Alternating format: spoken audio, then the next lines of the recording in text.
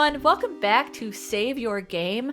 I am your host, or one of your hosts, Pushing Up Roses. With me, my amazing co-host, the greatest jumper in the world, expert Blueprints player, Matt Ocamp. Hey, Matt. Hey, I'm recording from the top of my roof right now because I jumped so high. And I assume you're also playing Blueprints up there on your Steam Deck while recording. I drew my own blueprints up here. Oh wow, that's a real big time sink. I have to draw and erase really, really fast. Are you using like a whiteboard or like a pencil? Because that's just gonna rip up your paper. Like you gotta not do that. Oh no, I'm drawing on the roof tiles. Oh geez, okay. And then I'm using one of those magic erasers.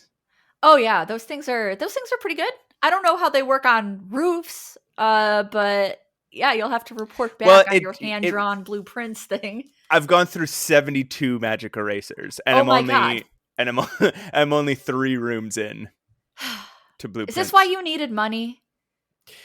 Can you did you send me more? Can you please send me more? Did you blow the budget on magic erasers? Please, I need it. Hey, wait, we didn't even do a cold open. What's going on? I know. And that is because this is going to be a little bit different than our other episodes. We are going to be discussing the buyout of legendary website AdventureGamers.com. You probably already know about this, and if you don't, you're about to. I don't know how much we want to go into this in this intro and how much we want to let our guests talk about it, but I discovered first through Blue Sky that AdventureGamers.com is a classic site for news and reviews of adventure games. It's been around since 1998. I think the article that broke this story said 27 years. This site was up, yeah. This site's been around for a very long time. It's a really trusted name in news and reviews for adventure games. And it had those adventure game awards, the Aggies. Did you ever follow those? No, I didn't. Yeah, every year. Did I win? Did I win? Yeah. I did? Yeah. Oh, yeah, I'm like the best adventure retro adventure. I'm the best game. You're the best adventure game. Listen, I think I deserve something. Anyway. So and people might have noticed like the Aggies stopped about 2 years ago, and their reviews slowed down to a trickle. Mm-hmm. And so I read on Blue Sky that some changes happened to the site. First of all, it started promoting all kinds of online gambling and online casinos. Yes. Second of all, it seemed to be full of a bunch of new AI articles, AI written articles. And we cannot prove that, but we can speculate. And if your articles are sounding like AI, that's just not great anyway. Right. Third thing, the forums that have been around for 25 years in which people made friends and business connections and put large chunks of their internet social lives into were just fucking gone. Yeah. And then lastly, all the bylines on all their reviews and articles, including reviews that I wrote for them for a few years, the bylines disappeared. And they all just were credited to AG staff. So we wanted to figure out what the hell happened. Mm-hmm. There were some news articles about this. Luke Plunkett did an article for Aftermath that was really good. And then there was a very comprehensive one at Kotaku called Beloved 27-year-old gaming site wipes forums, relaunches as a gambling affiliate cash grab, by John Walker. And so we wanted to have John on the show and talk to him about, what happened, how he came across this story. Yeah. And we had a great conversation with John. We did. I really like John. I didn't know how into adventure games he is. And, super, super. And a Chicago fan. Adventure game lover and Chicago fan. The best people in the world. So, Roses, why don't we just play our interview with John and then we'll come back and we'll talk about it a little bit. Yeah, absolutely. Should we throw up some music here? True. Why don't you throw up Gambly Casharino? Wow. You made that up, yes? Yeah. Okay. I'm just like, how? Wow. I'm so unused to making it up too that like we probably cut out the pause, but Yeah. like I'm so unused to making them up myself that took me like a full 30 seconds. Man, you're so privileged now with your like I know. generator that you I have. know. Okay. I gotta exercise this brain more.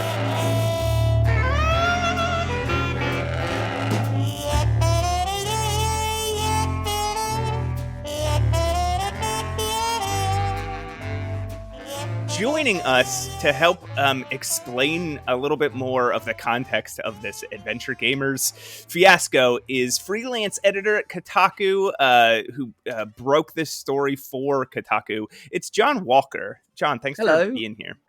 Hi, thanks for having me. You've been writing about video games for a while. Yeah. How did you start with that? So I started 26 years ago, a very long time ago. As just I got a couple of things published in a film magazine, and I emailed PC Gamer in the UK Nice. and asked for some work, and they gave me a trial, and and they liked it. And then I was on PC Gamer for 10 years, and then I co-launched Rock Paper Shotgun with You did? I did. A great site. Thank you. That's awesome. Nothing to do with me for like 8 years, but so I can't take any credit for recent stuff. But me and a bunch of guys from PC Gamer and Future Publishing, we wanted to be free of them, and so we started RPS, and then since then I've been hanging around with Kotaku. You do have some adventure game bona fides. I was the adventure games reviewer for PC Gamer for 10 years. Wow. And it was during a very dark patch for the genre. So I would be getting all of the Creo and Microids games and giving them very low scores in PC Gamer. What span of years was that then? Like I would say the first 10 years of the new millennium. Yeah, that's like the worst. That's the worst years for adventure games. Yeah. And you just, because you're 99, you just had Longest Journey. So, it was at a peak and then it went off that cliff. Can we just mention Monkey Island 4 from 2000? Anybody? Matt? I went to LucasArts to review that in San Francisco. Neat. And I still maintain that it was a lot better than everyone else says, because it was by Mike Stemley and Sean Clark, who did Sam Max Hit the Road. See, I am on your side. I like that game, and Matt is a jerk. Here's the thing. It is a completely different tone than the other Monkey Island games, by a far margin. And monkey combat's the worst thing that's ever been in any video game ever. But there's always the worst thing about every game. It's not good, but then the spitting wasn't good either, and nor was the insult combat wasn't that particularly great. It was frustrating to actually play. You're right, but I loved it. Yeah, there you go. But also, I was 9, so. So I grew up playing adventure games. My dad got a ZX81 in 1981, and he was a dentist, but he was testing text adventure games back in for some reason. Never figured out quite how. So I was playing adventure games since before there were graphics. So nice. I've a lifelong history with the genre. So did you work for Revolution Software? Did you work on the director's cut of Broken Sword? That is true. I did. That's amazing. Wow. I script edited it, the new content, and I wrote the hint system, and I wrote the diary entries for both characters for the whole games. So you were like, this goat puzzle has to go. Oh yeah, that was like, honestly. So I was in front from the start. Charles had me I wrote the pitch document to Ubisoft to get it to exist in the first place. Holy cow! Yeah.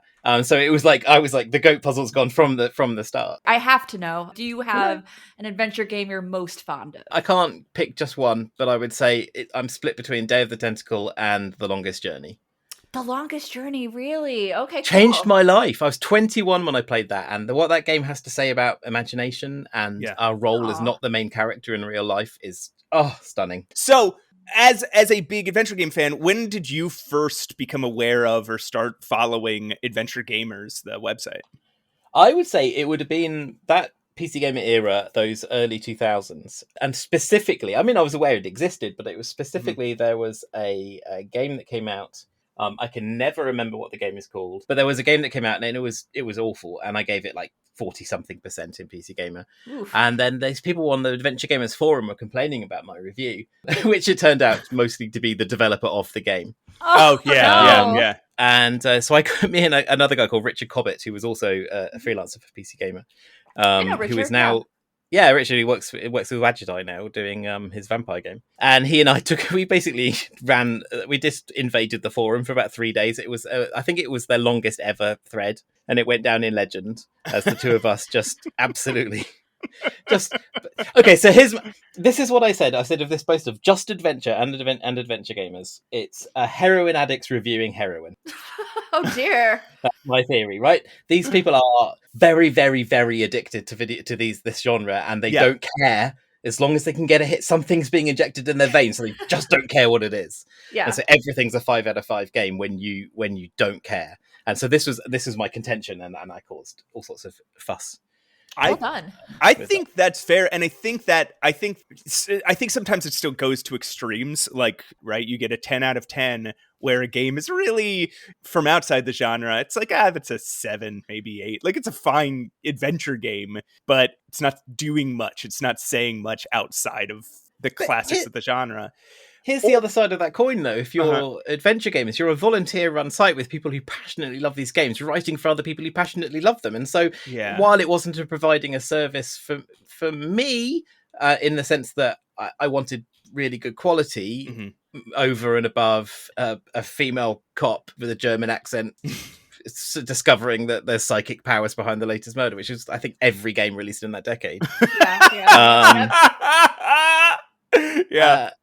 But it was providing, it was a fan site for fans, and I totally get that, and I think that was a really important, and I also, I'm using the past tense because I think it matured a great deal since then.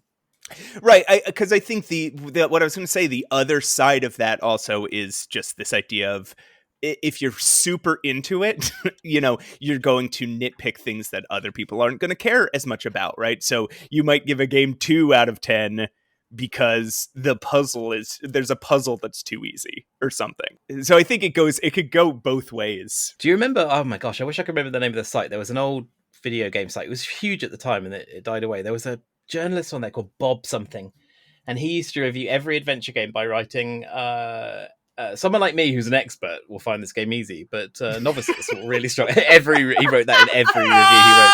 Oh, good. Wow, that's why reviewers need an editor. And speaking of, that was sort of the first real turn in adventure gamers, right? The early 2020s, when Jack Allin left the site. We reached out to Ivo, previous owner of Adventure Gamers, for this podcast. He did respond to one email of mine, but we did not manage to get him on the show. So what did Ivo have to say about that period? Like, it's 22, wasn't it? There was so I'd already heard Jack's side of it. And so I'd put some of that to Ivo as we chatted by text, rather than a conversation. So it was a bit more stilted. But he talked about it. It seemed to be a real disagreement about how much money they had, and what really came across from talking to Ivo was that he says that he'd been investing a large amount of his own money into the site to keep it going, and that wasn't being appreciated by anyone else. And he'd reached a point where he was done funding the site out of his own money. Right. And so there was a Patreon that went on. There seems to be some conflict about this too. Jack was talking about how it was an ongoing income, whereas Ivo was talking about it as if it were a one-off. The way he described it, he wanted to use this new revenue, this new income, to stop him having to pay to keep the site online. Whereas I think from the other perspective, Jack was hoping to get better compensated for his time. I don't understand, though. Patreon is not set up to be a one-off thing. No, this confused me too. Yeah, Patreon is I mean, their Patreon specifically had rewards for monthly members, and it did have one-time contribution options. So it is possible, I guess, that more people contributed one time than monthly, but they were getting monthly revenue from Patreon. That I wonder why they chose to, because you can advertise I have a Patreon and you can advertise it in many different ways, but I would never advertise it as, you can just use this as a one-off.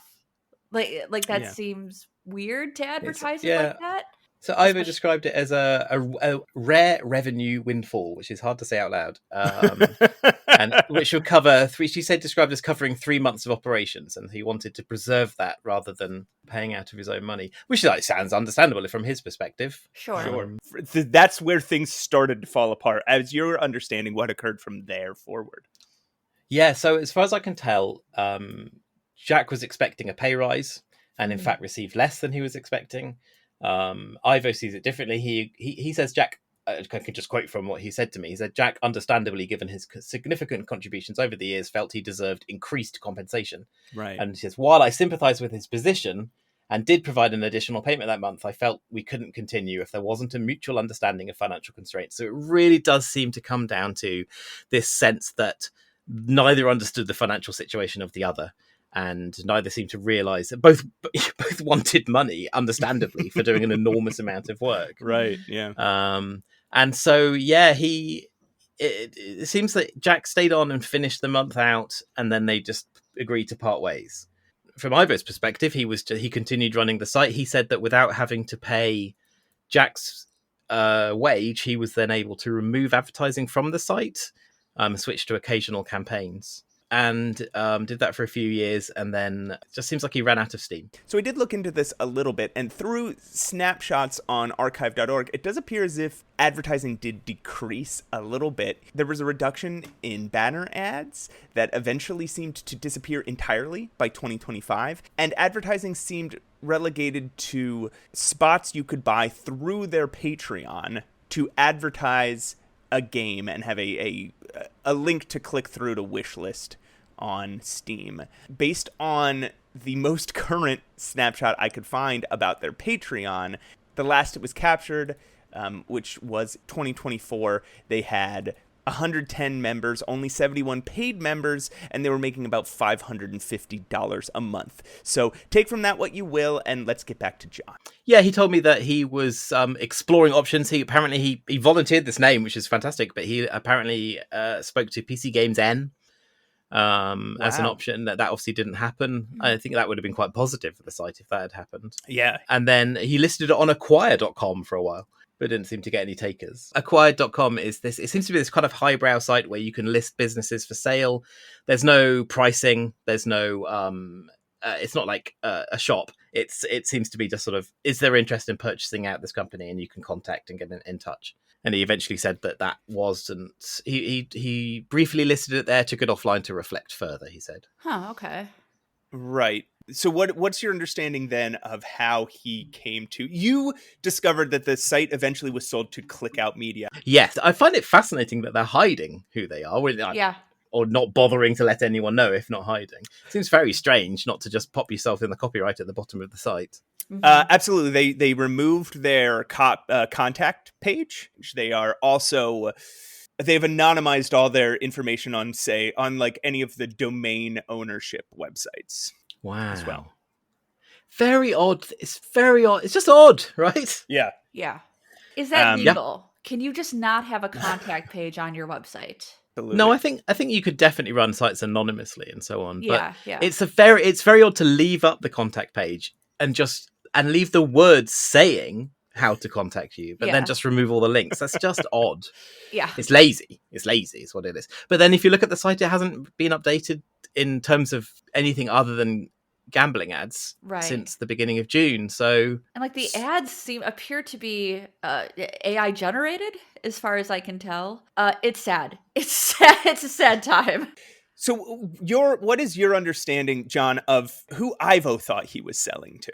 In my communications with him, there is a big gap here because obviously he wasn't talking about who he'd sold it to. But my impression is that he was quite surprised by how uninterested they were in the site that they'd bought. Right. Huh. He told me that after the sale, they mentioned converting to WordPress, and he strongly advised against it. Right. And then heard nothing back until it had happened anyway. And obviously that had absolutely screwed up everything on the back end, and everyone's credits for their work was gone, and Oh my God. things were missing, and obviously then that killed the forum as well. So just I can quote Ivo again, just talking about the company. He Absolutely. says that he says communication went quiet, and I continued operating until I discovered the site had been switched to the new platform with missing content, disappeared sections, and gambling content.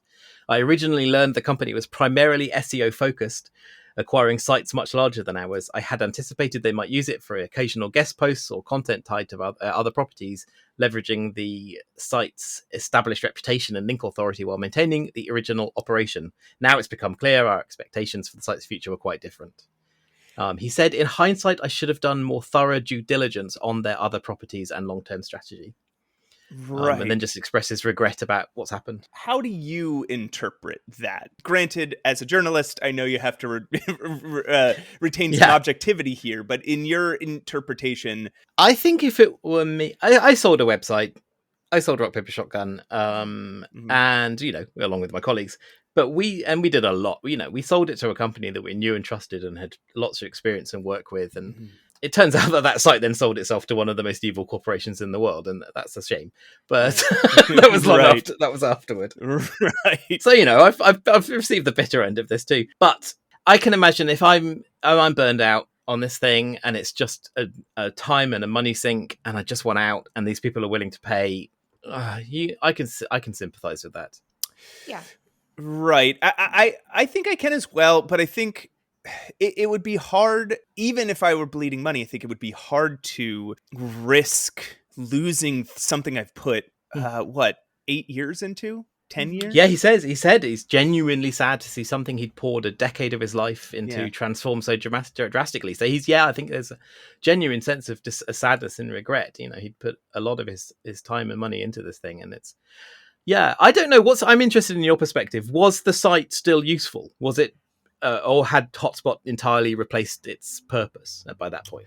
Roses, you would be better to answer this because I wrote for both sites. So I have a perspective, but it might be colored by that. Sure. I think what I'm wondering is because I did adventure game reviews on YouTube. So I did a visual and audio form of review. And in terms of usefulness, I'm going to be very, very frank. It's so rare that I do read reviews on adventure games. Sure. For the most part, I think I was more interested in audio, visual review. Where you can kind of get to know the reviewer a little bit more. And I'm wondering if what happened is similar to kind of what happened with Blockbuster Video. I don't know if you're familiar with Blockbuster, John, but it was... We had Blockbuster over here as well. Okay, great. Yeah. You know, when that went down, people were acting like it was still in use, but it wasn't. It wasn't still in use. It was simply a big name that people loved, that they were fond of. And I think maybe the same thing happened with AdventureGamers. It's still beloved. It's just I don't know truly how many people were using it. You know, I think you're right. A relationship is essential when it comes to written reviews. So I do a Patreon funded website called Buried Treasure, where I just write about tiny games that can't get covered on major gaming sites because they're too small for the sites to be financially viable for the sites to write about. That's a cute name. Buried Treasure. I like that. Sorry, go on. And so I write about, I try to cover any adventure games like Beekeeper's Picnic was one I did in April. What's that? How was that? I've seen. Goodness, I'm so excited to introduce you. It's a beautiful game. It's about Sherlock Holmes post First World War. What? Holmes is retired to Sussex, and Watson has just come back from the front lines in the war and is still, is struggling. And he moves back. He moves to Sussex to live in Holmes's new home. And it's about Sherlock Holmes trying to make a nice picnic for him. Oh my god, it looks amazing. It looks so cute. That sounds incredibly twee, but it's not. And it's actually it's a game about Holmes confronting how he's treated Watson his entire life. Wow. And you can choose how the nature of how Holmes feels about the relationship, and you can take it in obvious directions or not as you choose. I am loving and it's these beautiful. graphics. It's an absolutely beautiful game. But that's so I love, and I think like because I have a relationship with my readers, and obviously Patreon is a direct source of that. I think we are so on a tangent here. Yeah. But you But I think cut it is all of relevant. this. I think it is relevant, though. I do think it is different because, let's look at Adventure Game Hotspot for a moment. I really like the community there and the workers there. I feel like I have a sense of who they are and what the identity is. They even had an adventure game, festival, a fanfare where they could talk to the community. And I'm wondering what is the current identity of adventure gamers? Like who's behind it? I Yeah. want to know. So I think before this change, the identity of adventure gamers lived in its forums, right? And I think that's most of the people that went to that site were the people that were still big forum members. And I kept it, even though I was a convert to Adventure Game Hotspot. I kept Adventure Gamers in like my favorites bar to see if there were bits of news or other perspectives on games. Not that I don't like all the reviews on Adventure Game Hotspot, but say that were to happen. To see an alternate perspective, but also to see if there was news that they picked up that Hotspot didn't. I don't see that value anymore. Right. Were you still a reader at all at this point, John? No, I have to say I wasn't. So again, which is Yeah. quite helpful for me in terms of this conversation, is that I'm very detached from this. So I didn't, as I say, no dog in the fight. Yeah. But I found it incredibly sad because I know what value that site's had and has had for decades. Yeah. There's one other part of the story that I wanted to address here is how did you come across this? How did this come into your orbit? So it was Blue Sky, just seeing people expressing absolute horror, and I went to see, and of course, like I say, I wasn't an active reader, but I've known about Adventure Gamers for the best part of 30 years, and so I was like, surely this can't be true. And then went there and just saw these extraordinary tabs. There's actually fewer gambling tabs now, which is interesting. I've just noticed they've lowered the numbers of those along the top. Really? I have. I've been trying to avoid actually going back to the site. You are right. There is just the one. Wow. Okay. That's strange. It drops down to reveal all of, but it was yes, they had a whole range of them. So I wonder whether they've noticed. But then at the same time, the first thing you see is these slot game reviews, and I don't know if they're written by AI, and I will not make any claims that they are or they aren't. Yeah. But boy, they sure look like they are. They do. Yep, they look like it. You know how ChatGPT can't help but make a bullet pointed list in all of its replies. I've never seen a review with multiple bullet pointed lists before. Now, and then when you brought the story to Kotaku, they, as an editor, do you still have to get approval? I'm guessing. So I have, I have to get approval, but I have a fantastic amount of freedom there. So I was able to just to work the story in the background for.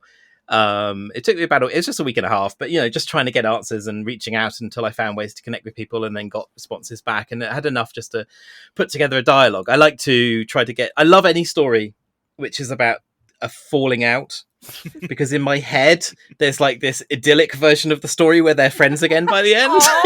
Aww. Clearly that wasn't going to happen here, but and so I was really interested. I love a two-sided story, and so I was really interested to hear both sides and just try to communicate, because I think I would say I don't think the average reader of Kotaku could care less about some adventure game site having gambling ads on it. I don't think that's the story. I think the story is that this clash of personalities and this just the emotional side of it.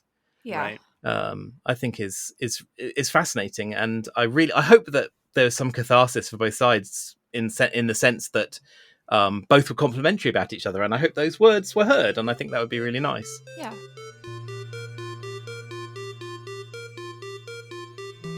Thank you. Where can people go to follow you and read your work? So I'm Botherer, Botherer, pretty much everywhere active on Blue Sky. And then, Buried Treasure, if you want to support that, there's a Patreon, and I would hugely appreciate it.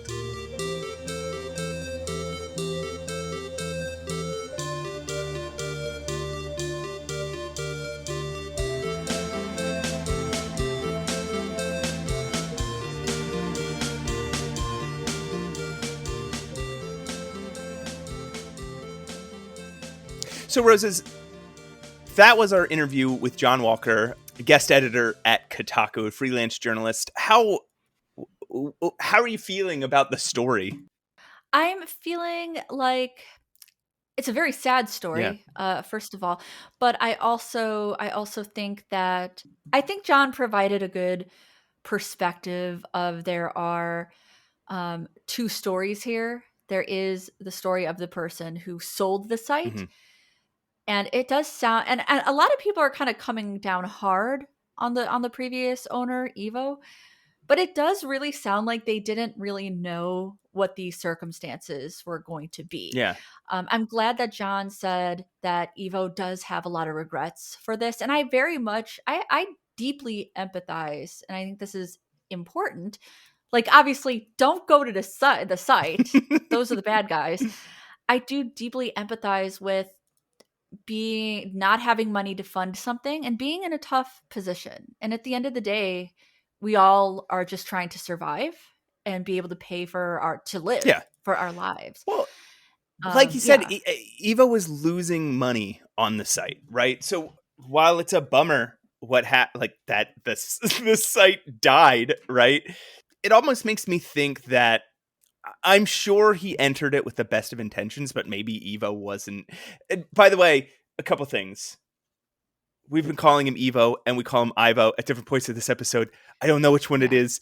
Yeah. We've only ever seen it written down. It's one of those. It's one of those words that you've seen only written down. And we didn't talk to anybody who's actually met the guy. So none of us have, no one's heard him say none it. of us know. But I wonder if Evo got in over his head. Maybe he shouldn't have bought AdventureGamers to begin with, right? Like maybe it, like, granted, he was a caretaker of it for many, many years. Yeah. But it was losing him money and up until a point where he couldn't do it anymore.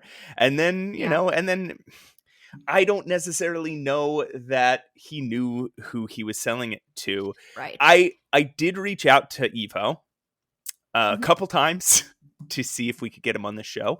I'll read a little bit of his email here. He said that things have been hectic at his day job, and he said he would come on the show and then didn't respond to any other emails. So I'm assuming it's the hectic day job, or I actually kind of don't blame him for not wanting to talk about this anymore.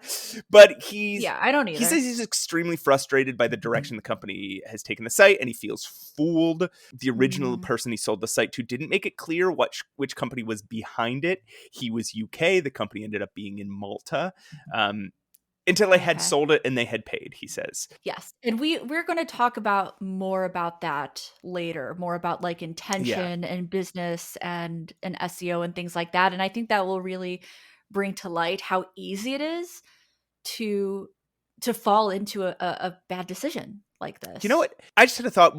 We had done a little bit of talking about what order we were going to play those, but maybe it would be pertinent to play that one right now. Yeah. We can play that one right now. Absolutely. So one of the people we talked to was Timothy Malmros. He is a expert on the subject of Parasite SEO. He's released 5 parts of a 6-part kind of expose on the company that bought AdventureGamers. So they go by Clickout, but they used to go by the name, or they sometimes go by the name. I'm a little unclear on that part of it. Yeah. Finixio. And Timothy's going to talk to us a little bit about what they're all about and what the benefit of doing this at all could even possibly be.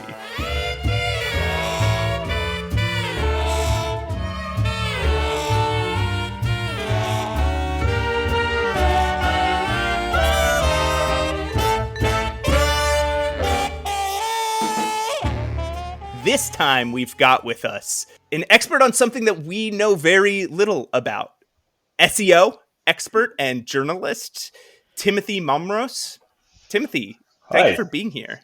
Thank you for inviting me. I'm very excited. You know, games and SEO, that's my thing, really. Yeah. So it's a perfect combination. Well, I didn't know before I started reading your breakdown of Clickout Media and its connection to Finixio that this was even an SEO thing that was happening. I to be honest, was completely unsure of why some online gambling company would want to buy, this legacy adventure game fan site. Yeah, I mean, I can break it down for you. Please. Sure. It's Yeah. honestly pretty simple. I mean, it's all about links. Adventure Gamers has a lot of age, a lot of history, and it's a well-known brand. Brand being keyword here because that's what they're after. Right. They want brands that have a lot of in-links from very good sites, and the cheaper the better. I mean, I can't imagine if Adventure Gamers made a lot of money, so the sale price would be probably cheaper. Right. Right. So it's just they're just printing money basically. So what they're doing is called parasite SEO. And parasite SEO is where you leech off the authority of another site.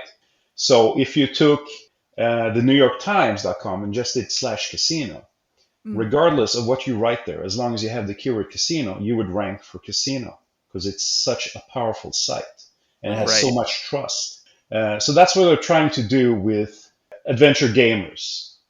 Basically, it has a lot of referring domains, like immense amount of trust. And this whole thing has nothing to do with the site. It's a niche in gaming. So they think, okay, they had Techopedia, which was a huge technology website, and I mean, it's immense trust, and it ranked everywhere. And then Google found out, like, oh wait, you can't do this, and they penalized it big time. So it lost Right. all its rankings. Then they get out of rankings, and by removing the offending content, and then they added it again and cloaked it, basically hiding it for Google reviewers to see the offending content. And as soon as they did that and Google discovered it, that site was gone again. It'll never come back. It'll take 10 years probably. Wow. So that's why they went after a niche site like Adventure Gamers, because it has gamers in the name. It's about games, and they think, we can write about casino because it's in the same niche, but not really. Not really. Yeah. Yeah. Yeah. I see the mindset there. Yeah. But yeah. I mean, the reason Parasite SEO is so effective is because, an online newspaper can get links that a gambling guide can never get. It's impossible, not naturally. You have to buy them, and that costs a lot of money, and most will not link to a gambling website. So I've been doing gambling SEO for 20 years until I took a break in November. So I know how hard it is to get an accredited newspaper to link to you. So it's Right. these links they want. Now, the reason why they're not doing loans or mortgages is because they wouldn't have a chance in hell to rank there. So what you do is you buy an old game site and you convert it. Yeah. And it's like magic. It ranks automatically. And I can tell you a bit background story about why this works now. Yeah, please. Yeah, that would be great. And I also want to get some background about who is Clickout Media. But first, why? Yeah. Oh, Why man, is- I can talk for hours. All right. Okay. So this Parasite SEO is old. This is old school SEO. You used to do this years back, and it worked. Not as well as today, but it used to work. So when I first heard about it re-emerging, I'm like, there's no way. This isn't real. They haven't regressed that much. But it started, I think, I don't know exact dates, but 2019, 2020. And it happened when ChatGPT launched, because suddenly Google has a problem. It's a new innovative tech company is potentially a threat and can take market shares. Right. So that's when it happened. And when that happened, localization and topical authority were removed. So when I say localization, I mean, you have a web shop in India selling wares. It has an amazing backlink profile, but it shouldn't rank in the US. They don't even deliver there, but yet it still happens. And that's a real example. That's localization. That was turned off for some reason. And then topical authority was turned off, which means a site about bicycles cannot rank for gambling, right? It's a site about bicycles. So that was turned off. Right. And I think this has to do with their partnership with Reddit, because it's in their interest to send Reddit as much traffic as possible. So when these changes occurred, you see Reddit climbing and climbing and climbing, and they got stock listed, and they're climbing more because they're feeding data to their Google's AI. Basically, that's what I think happened. I mean, it makes sense. Why else even do this? Right. Why is it beneficial to them to send traffic to Reddit? Because they're buying all their data and their user Yeah, they're interactions. buying it. to train their Right. AI. Okay. And it was the same when they had a partnership with Twitter, like years and years ago. Mm-hmm. Twitter just flew up like a rocket because it's in their interest. You know, Right. at the end of the day, Google is a stock listed company. If they make 1 trillion a year, they have to make 1,100,000,000 the Right. next, right? They have to Right. keep growing. So Yeah. this is the curse of being stock listed. Right. Unfortunately, doesn't matter how much money you make; you need to make more every quarter. Yeah. Yeah. So they're doing these things to get an edge, right? And not, as soon as ChatGPT launched, their stock price fell like 10% or something. Was it 5 even? I mean, that's immense for a company the size of Google. Holy cow. Yeah. Yeah. So the only reason they bought AdventureGamers is probably because it was a bit cheaper and had high authority, and they thought, okay, we can turn this into a gambling portal. Mm-hmm. And learning from the mistakes they did with Wikipedia, they think, okay, maybe this is in a niche that Google won't penalize, so we can get away with it. Right. And if they rank, they'll make their money back in a week, basically. Wow. Okay. Yeah. That is wild. So yeah, they absolutely don't need the adventure game fans. They don't need the people who were coming to the site. It doesn't matter to them. Nope. They couldn't care less. Yeah, honestly. because it just immediately brings them more money. Wow. Exactly. So who is Click Out Media? Who are these people? All right. So Click Out Media, I wrote about this in my articles on recreator.com. Some self-promotion there. We will link those in the show notes. They are very comprehensive. Yes. Yeah. Thank you. So it's Adam Grunberg and Samuel Miranda, but there's a few more key people, but those are mostly the ones Okay. in charge here. And they do parasite SEO. That's all they do. They have a long history in gambling, and when they were early with discovering that parasite SEO worked. Mm-hmm. So what they'll do is they'll buy projects, they'll pump them up, and when they die, they just buy new ones because they make their money back in a month. So they don't really care if the site of Adventure Gamers dies off. They'll No. get what they get out of it, and then they'll just go to a different website. Exactly. And Okay. they're buying everything, as far as I know. Do they generally leave the sites up forever, or do they eventually take them down? No, they leave them up forever. Yeah, Hosting is yeah. cheap, so it doesn't matter. Sure. It might come back. If you get penalized, usually after 3-4 years, you get back out of it automatically. Right. And Google does change their minds and rules a lot. The optimizing for Google is like finding a cure for a virus, but the damn virus mutates every 3 Right. months. So now you have to basically, find a new cure for it. Yeah, I mean, it's thousands of, if not millions of people's jobs to find ways around Yep. whatever new rules Google has created. So, of course. Okay, so Adam Grunberg and Samuel Miranda, they've been doing this for a long time. Their main company is not called Click Out Media. It's called Phoenixio. It's the same thing. It's just the same Okay. thing. Okay, Yeah, they just- basically, okay. they were getting in a lot of trouble with the FCA in the UK because they're doing a lot of illegal meme coin sales. Oh, okay. Resales. I have a huge article series about that. Yes, yeah. And so they just moved it to Malta, said they sold it, and named it ClickOut.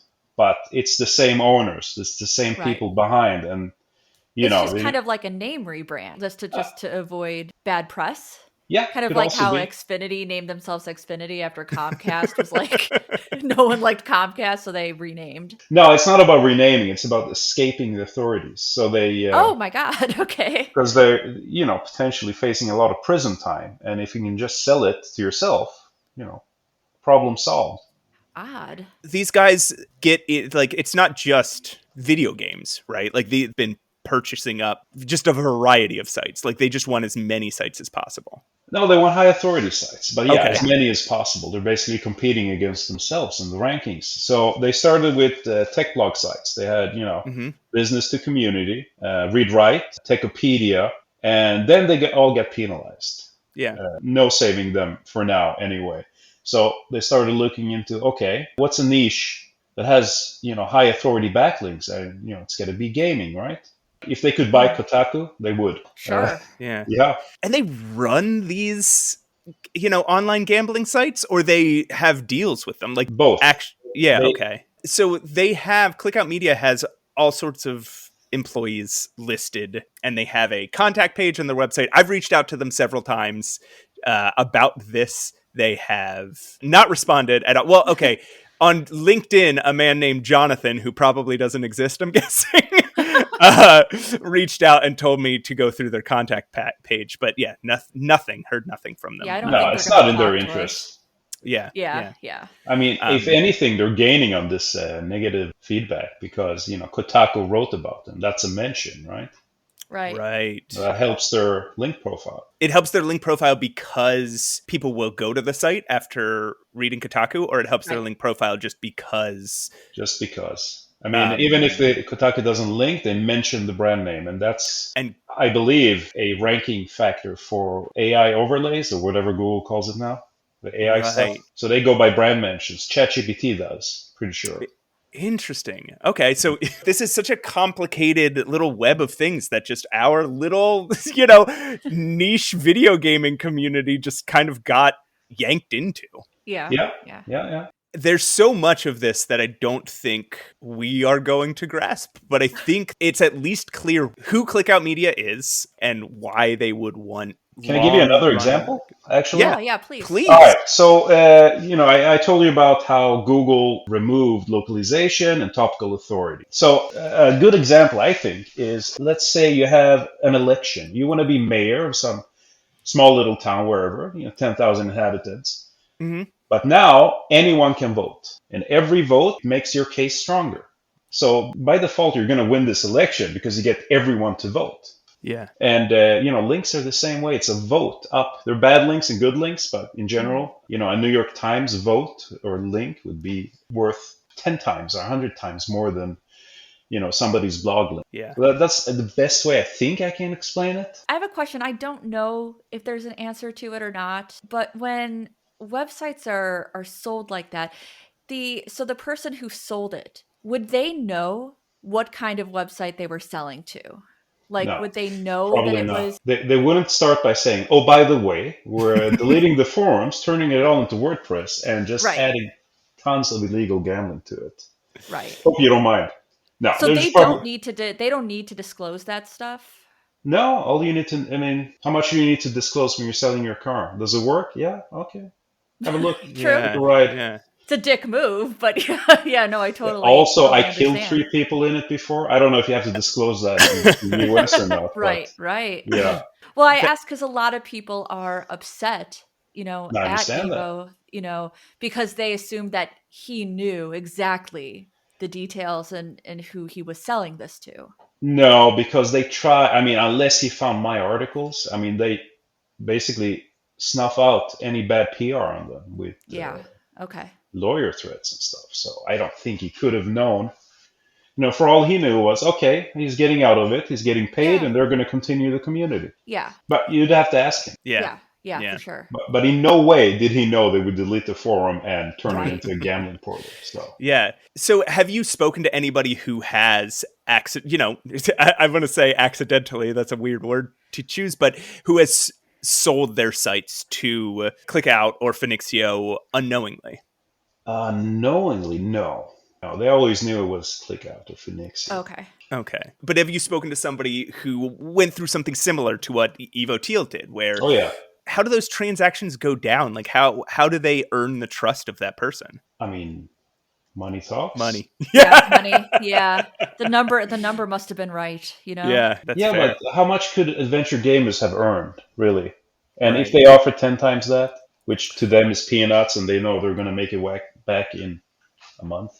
Right. Yeah. Our understanding is that AdventureGamers was losing money. Right. And it was only keeping afloat by Patreon subscribers.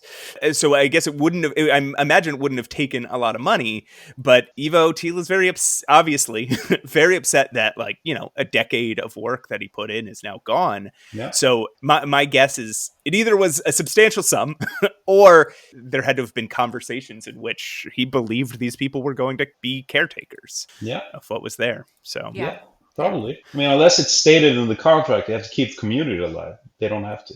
Right? Yeah. Right. Yeah. And like you're saying, even if they break a contract, what's going to come of it? Right. They're Malta-based, and Malta has a wonderful law that says you cannot sue them. You can't sue anybody in Malta. Wow. Yeah, more or less, basically. But it's getting appealed because Europe does not like that. Of That's- course. Yeah. So you're working on a 6-part series about, this Phoenixio click out, their whole deal. And it's, again, very comprehensive. We'll link it in the show notes. But there was so much of it that flew over my head, my little video game reviewer head. But this has been incredibly illuminating. I Yeah. didn't know that about Malta. I didn't know. Yeah. So thank you so much. No problem. Now, that all having been said, Timothy, you're also a big gamer. Huge gamer. So- I need a game a day minimum. Yeah. What? Yeah. What do you play? What do you like? Right now, it's mostly strategy games. But Oh, wow. Oh, It fun. used to be RPGs. The only reason I'm talking English to you right now is because of Baldur's Gate 2. Oh, nice. Have you dipped into Baldur's Gate 3? I have not. I don't have time. I I know, want to, same. but I know how many hours that's going to take. Yeah, So- absolutely. Yeah. One of my friends is like on her 3rd playthrough, 300 hours. I'm like, how? Yeah, I've gotten quite old now, so I'm more into, okay, can I play for 1 hour? Yeah, okay, cool. We'll play that. Yeah. So a lot of Dota, some Diablo 4. Oh, I've nice. started playing some Dune Awakening. Amazing game. Oh, okay. I haven't played it. I haven't played it. Yeah, can you Amazing. tell us about Dune Awakening? What's it? Yeah, appeal? I want to say it's like an RPG / Minecraft, really. Gather Oh, resources, you build a base, you do missions. Fantastic game, really. One of the best I've played the last few years. Nice. That's awesome. Are But you also a time sink, yeah. you said you're a big strategy game guy. What's a strategy game you've played recently that you really loved? Let's see here. Sins of a Solar Empire 2 Okay. gets a bit repetitive in the end, but Yeah. really good. Frostpunk, obviously. I love Oh, I've heard many good things about Frostpunk, but I've that. never You haven't played played it? it. Mm-mm. Probably one of my favorite games is Ixion. You probably haven't heard of that. It's a space game. That sounds Amazing. very familiar. Let me look Yeah, that the up. soundtrack is amazing. I love it. I love a game with a good soundtrack. I do Ixion, too, yeah. Ixion. Yeah. I have 65 hours in it, and I've completed it 4 times. Oh my gosh. So, Nice. Yeah, it's amazing. I love that game. Yeah, you know if you're repeating your gameplay and you're wanting to play it again, that's a good game. Right. Yeah. Yeah, it's one of the few games I wanted to, complete all the achievements on, Yeah. and I still haven't succeeded. What is it that you love so much about it? It's a strategy base builder, right? You're on a Okay. space station, more or less, and you have to find resources and time is running out. I love those. It's Frostpunk, basically, but in space. Right. And it has a storyline. It's pretty good, I think, but it's very short. But Sure. the soundtrack and the atmosphere just makes it so good. I highly recommend that one. And, That's what I love finding out about the games that people have put just so much time into, because Yeah. even if it's not your thing, there's something really special there. Yeah. No, at least for me. You don't even want to know how many hours I have in Dota 2. I kind of do. I kind of do want to know how many All right, hours. keep in mind, I played the beta, and this is like 15 years of playing. Okay. 6,000 hours? Oh 6,000. my god. I told you I was a gamer. That's Yeah. impressive. Hey, I'm really impressed. Yeah. That's- Because I've always had my own company, so I didn't have you'd have to be at work at 9, and I didn't have to travel anywhere. So when I was younger, I was like 23, 24. I was like, I need a win before I can start working, and sometimes that took 7 hours. Yeah. No, I hear it. Yeah, a horrible addiction, but so much fun. we all need our one little addiction that we Our one little vice, yeah. or maybe a couple, who knows. Yeah, and you basically shut off your brain, right, from stress Yeah. from life, and just focus on this task. That's really relaxing, I think. Timothy, thank you so much for being here and helping us to understand a part of the story that we really, I don't think, could have fully grasped without your help. Yeah, I'm happy. I'm happy to be part of it. Yeah, thank honestly. you. Yeah, it's a whole different world when you look at search engine optimization. But it's not really Right, technical. It's yeah. very low tech. Oh, To be yeah? honest. Yeah. Once you get used to all the words and the whatnot, it's not that hard. What's Oh. hard is ranking. That's hard. But Gotcha. the basics of SEO, no, you can read a article about it. It's pretty, easy to grasp once you get into it. Right. It's way easier than, for say say, learning a Baldur's Gate 3. I mean, that's yeah. It's a good I comparison. Or Dota. I think that's a good place for us to wrap up. Well, if you want to read Timothy's work and follow what he does, check him out at recludo.com, RECLEUDO. We will put a link in the show notes.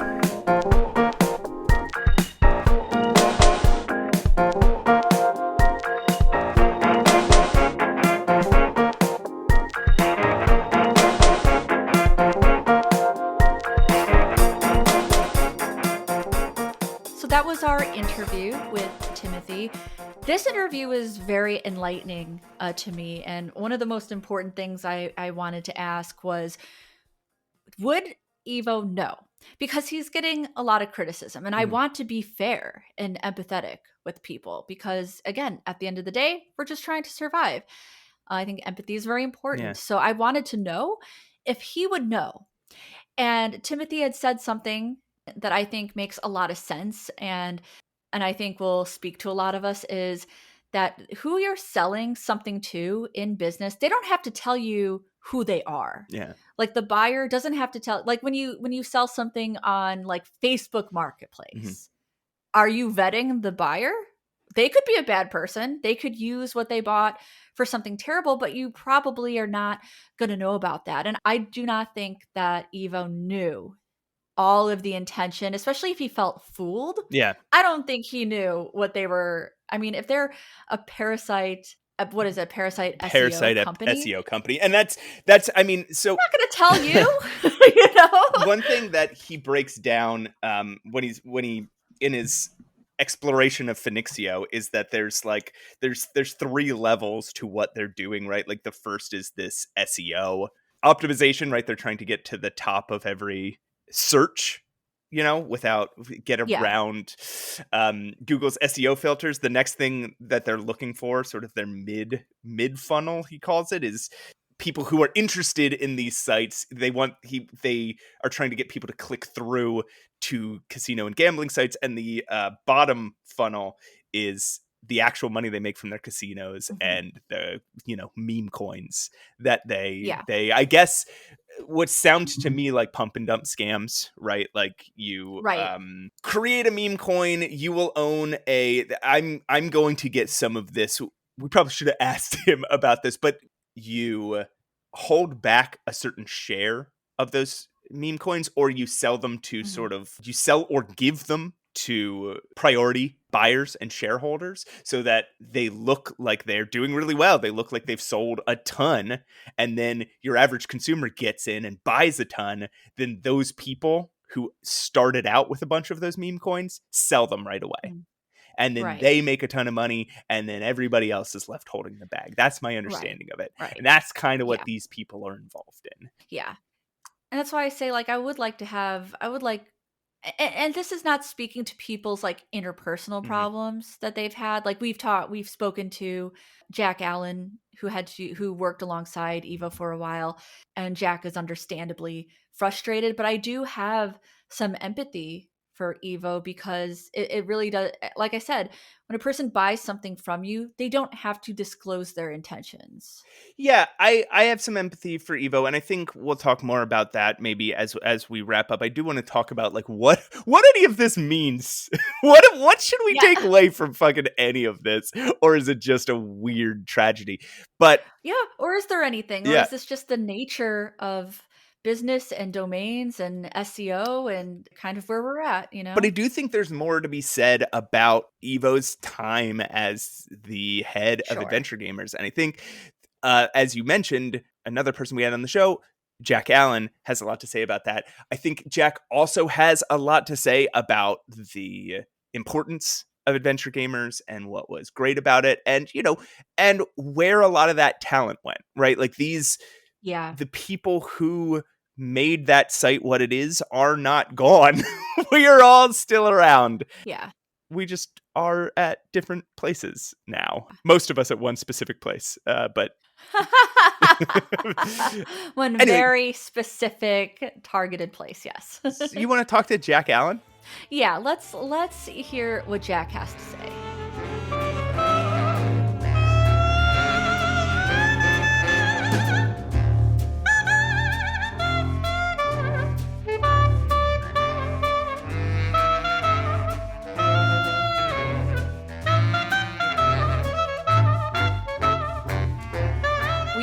special guest. Today we have with us Jack Allin.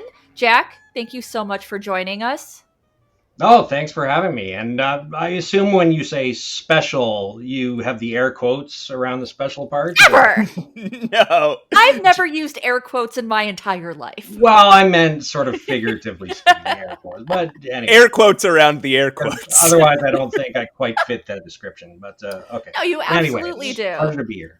You absolutely do. You so if people don't know Jack, and you should, he is the editor of Adventure Game Hotspot, former editor to our subject today of AdventureGamers, and just a writer and editor of many different video game related things. I would say adventure game expert.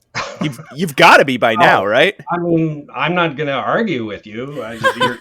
Well, actually, I am. You're completely wrong. Yeah, but exactly. Oh, okay, all right. But I appreciate the gesture. I think we should probably start at the beginning, right? Because we're talking about. Tell us about your childhood. Yeah, so you're Canadian, right? No, I am Canadian. Yes. No, that is important to put out there. AdventureGamers was around before you came on the scene, right? Yeah, it started out sort of a very small kind of LucasArts fan clubby sort of thing.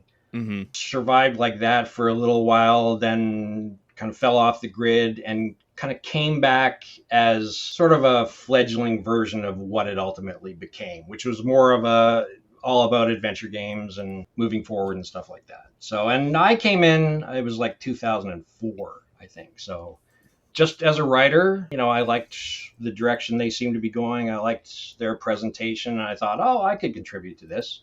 Mm-hmm. And I was still fairly new to adventure games at the time. So it just seemed like an interesting thing to do. And as tends to happen, I kind of failed upward. And within a year, I was kind of running the joint. So, yeah. Did you come in as a fan, or did you come in as like, I want to write, and here's an opportunity to do that? Yeah, I had no illusions of sort of rising through the ranks or anything. I just thought, hey, I found adventure games. I like them. I can write. I can contribute reviews. Here, have some. Oh, we like. Can you do more and more and more and more and more, please? And I stupidly kept saying yes, so they realized they had an easy mark on their hands. And you then got promoted up to, was it editor-in-chief? Was that your title? Editor-in-chief, yeah. Yeah. And the owner at the time was Merrick Braunstring? Yep, great guy. Love Merrick. Is he still an adventure game dude? No, he's pretty much sort of removed himself from that whole scene. He got more into sort of real-world travel type stuff, and but I still hear from him occasionally, and he was very upset when I got let go from AdventureGamers, and very supportive of Adventure Game Hotspot when we started that. So yeah, he's kind of always been in my corner, and he was great to work with. So, I got to say, before we get to we're probably going to talk about. I call him Evo Teal. I know you call him Ivo, but I might have it wrong. I don't know. I've never heard it. I don't know. I've never heard him say it out loud. I had a pretty good relationship with him too. It was arm's length. We sort of rarely communicated, and sort of just by email when we did. But it's sort of the whole messy divorce kind of came out of nowhere. Wow. Because I had a solid relationship with him up to that, a working relationship up to that point. Well, so your years as editor-in-chief, the site did kind of grow. They're the website that definitely made its mark, and I think AdventureGamers, though maybe probably not the first to do what they're doing, probably one of the best before they were bought. Right. Well, until they let me go, I would like to say, but because really I know it sounds boastful, but that is the honest truth. I mean, the site has been sort of a shell of its former self ever since then, and that was probably inevitable. But anyway, thank you. I appreciate that. And I've sort of, when the news of the sale hit and stuff like that, there's been a lot of people saying, oh man, AdventureGamers was a big part of this, and I always relied on them for that. And I mean, even though it wasn't specifically directed at me, it was very gratifying to hear it because, Oh, I bet, yeah. That's what I sank so many ridiculously insane hours into doing, and it was never for the acclaim. It was never about me. It was just Of course. to Like, celebrate the genre. I know that you don't get into adventure games for the acclaim. Like, I did adventure game reviews on YouTube for many, many years, and I did it because I loved it. So your departure from the site, like you said, it kind of came out of nowhere. This had become a job for you, not your main job, correct? Just right. A job, and took up a lot of your time and focus. Right. Yeah. Oh, sorry. Go ahead. No. If you have context, please. Yeah, just a little bit. Like I know, especially, you're going to be talking about the Kotaku article and stuff, which sort of brought up some of the details, and like I think ostensibly the parting was because of money, and right. I don't want people to think that I was pressuring anyone for big bucks or anything. I did the math at one point. Like, you're right. It's not my full-time job. I'm sort of a freelance writer, editor for sort of a bunch of clients, of which Adventure Gamers and now Adventure Game Hotspot is just one of them. But like, it's a huge commitment. You wouldn't necessarily think it to look at just the website, but right. With the database and all the research and everything behind it, it's like full-time hours. Like a full-time job's worth of hours.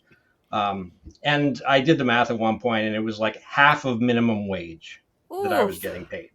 So like, it was just enough to make it possible for me to sink that much time into it. It wasn't me trying to get rich off. Like I can't sacrifice that many hours in a month and not have anything at all to show for it. So I was just, whatever scrapping I did for money was just to sort of maintain that bare minimum of, like, I can't do the job if I don't have at least this much. So, like, I just want the record straight there that when we talk about money, it's not like hard negotiating and give me more and blah, blah, blah. It's just like, I gotta live, man. Yeah, no, that's fair. I'm barely doing that with the money I'm making, so I can't be less. When did Ivo purchase the site? What do you recall what that transition was like? I was pretty smooth, as I understand it. I believe it was 9 years ago. Okay. And Merrick was sort of adamant that it kind of go to a good home. So he was very selective, and Evo seemed like a good candidate at the time. And I spoke to him at the time, and he did. He seemed like a good guy. He seemed genuinely interested in the genre.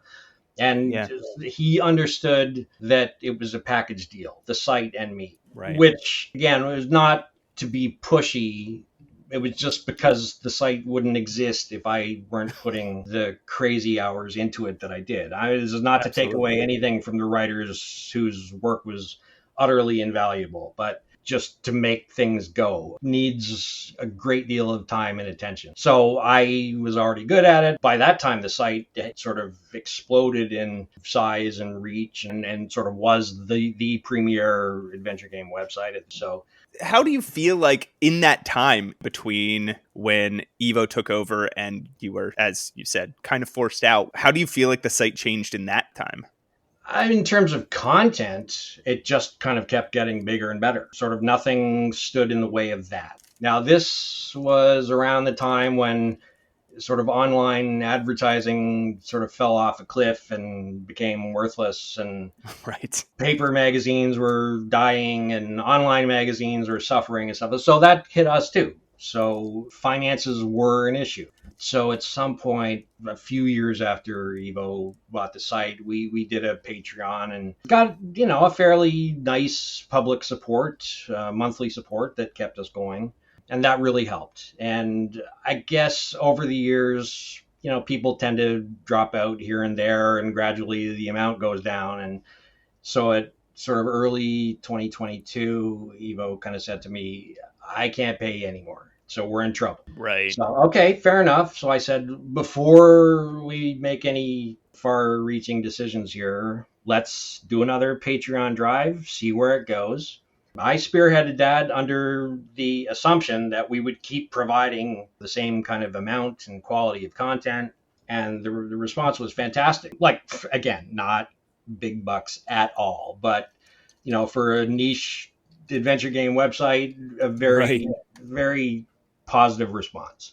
So I'm sitting there thinking, great, okay, well, like, I might even get a raise out of this. But at the very least, we're in the clear to keep going status quo. And, when my next deposit was sort of 2/3 of what it was supposed to be with no forewarning or anything, the writing was kind of on the wall at that point. So, I still don't understand it. Like, because the Patreon brought in more money and you were being paid less. Yeah, exactly. Yeah. We were absolutely in a position to continue at the amount I was being paid. And there's no discussion about it? No.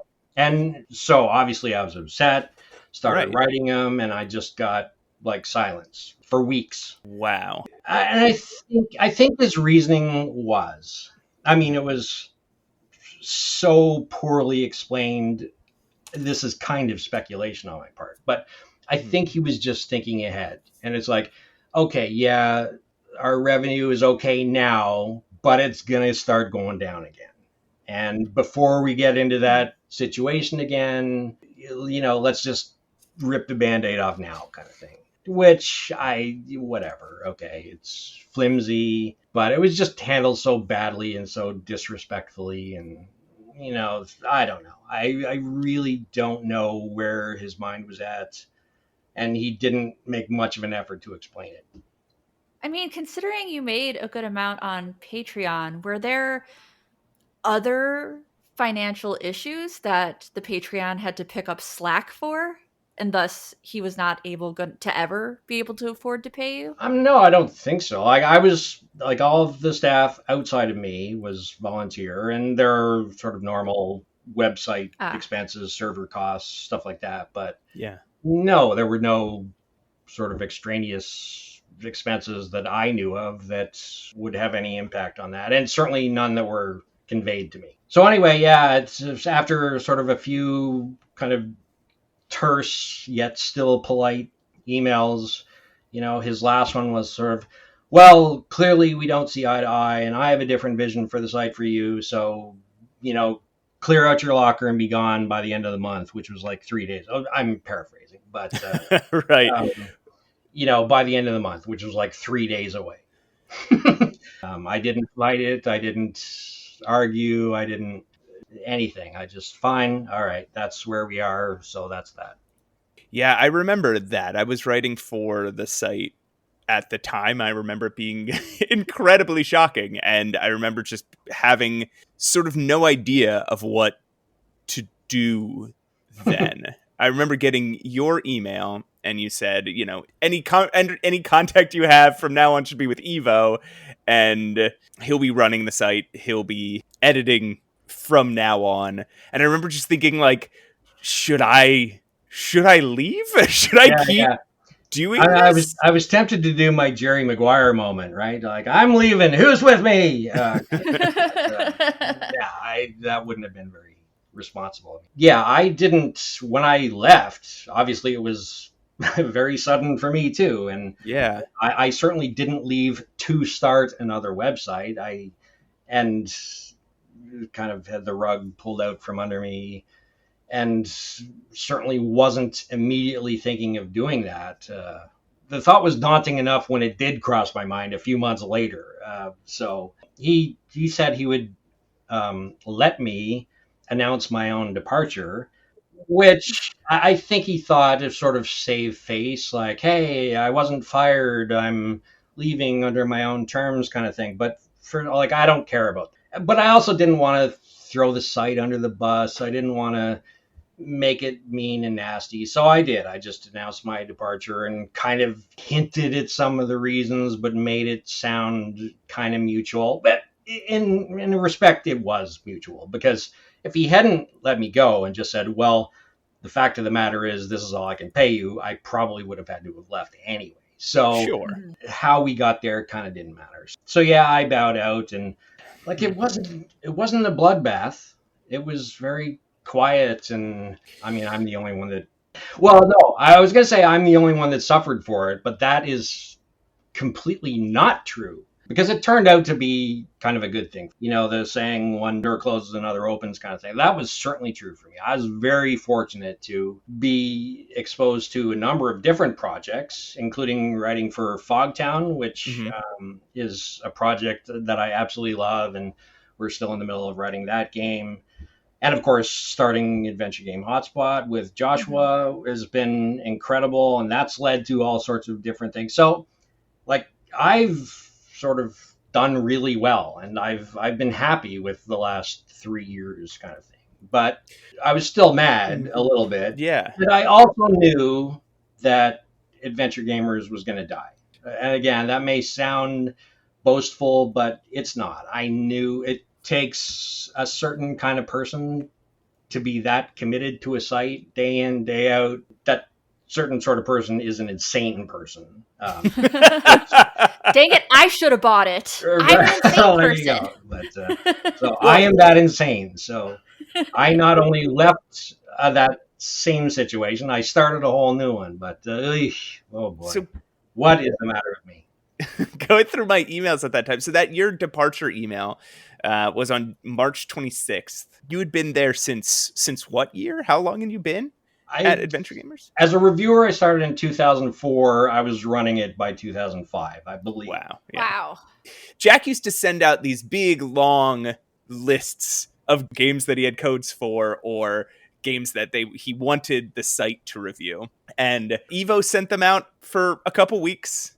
And I don't know if he kept sending them out, but he stopped sending them to me.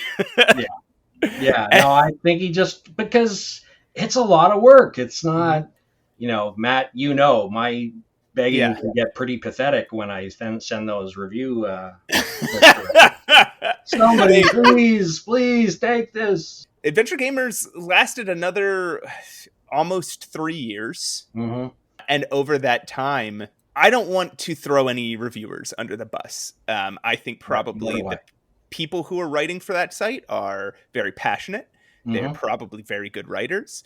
The site, I think, suffered from maybe a lack of editorial oversight. Big time. The reviews got shorter. The reviews got more casual in tone. The same level of review you might read on Steam. A good Steam reviewer. Then I guess early June is when Evo sold the site. And how did you find out about that? I found out pretty much like everyone else did. Just sort of somebody texted me a Twitter message or something saying, "Have you seen this?" kind of thing. And I'm like, "What? I have no idea what you're talking about." Do you know when that was? Yeah, it was a couple weeks ago, I think, a few weeks ago. There was no advance notice. It was already Twitter was already sort of blowing up, and so it was when it first kind of hit the airwaves that the forums were closed and the gambling ads were all over the place and stuff like that. So, and the about page had been changed and stuff. I learned about it before you did, but not sort of before anybody else. It was very much public knowledge by the time I found out. So I feel a little like I was the last person to know. I found out last week. Well, no, I was. I was the last person because I found out from you. And I'm like, what the heck is this? Yeah. I mean, it's very interesting because I think that adventure games have been so popular recently. So it's interesting that adventure gamers, because their quality had gone down, they were kind of flailing in this era of adventure games being so popular. It's very strange. Yeah, well, they just didn't have the sort of management or the staff to do it anymore. And I also want to make clear that when Joshua and I started Adventure Game Hotspot, I didn't sort of raid Adventure Gamers for all its talent. Or I did, but it was like purely voluntary, and I made it clear, like anybody who still feels loyal to Adventure Gamers can write for both sites, whatever. I just needed to know there was enough kind of staff support to make a new site work. And when I found out that there was, then we went ahead. But I mean, I think, first of all, the reason was I hope anyway, that I had such a good relationship with my writers built up for so many years, but also they were starting to see the writing on the wall in terms of what Adventure Gamers was doing.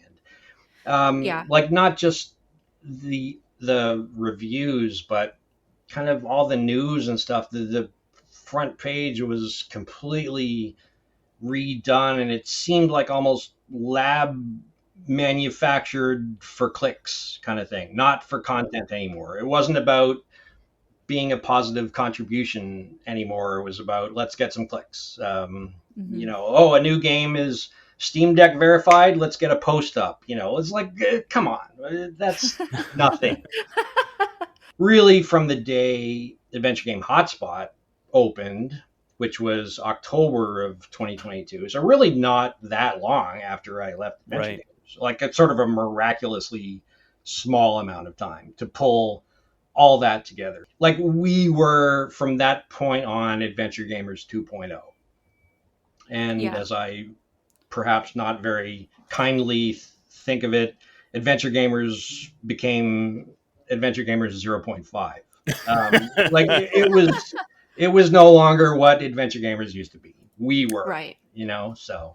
And Adventure Game Hotspot rose to prominence in the community really fast. So before we do you want to explain to everybody, not that people listening to this don't know, but talk a little bit about Adventure Game Hotspot and what it's doing now. It is anything and everything sort of current genre related. Reviews, interviews, news, announcements, videos, trailers, our own podcast kind of thing. Mm-hmm. So like we do it all and we update it every day. And it's just a lot going on. And I got to say, when I took over Adventure Gamers, I don't know what the exact number was, but when I first started the Aggie Awards, I think maybe 5 years later, there were 50 adventure games released that year.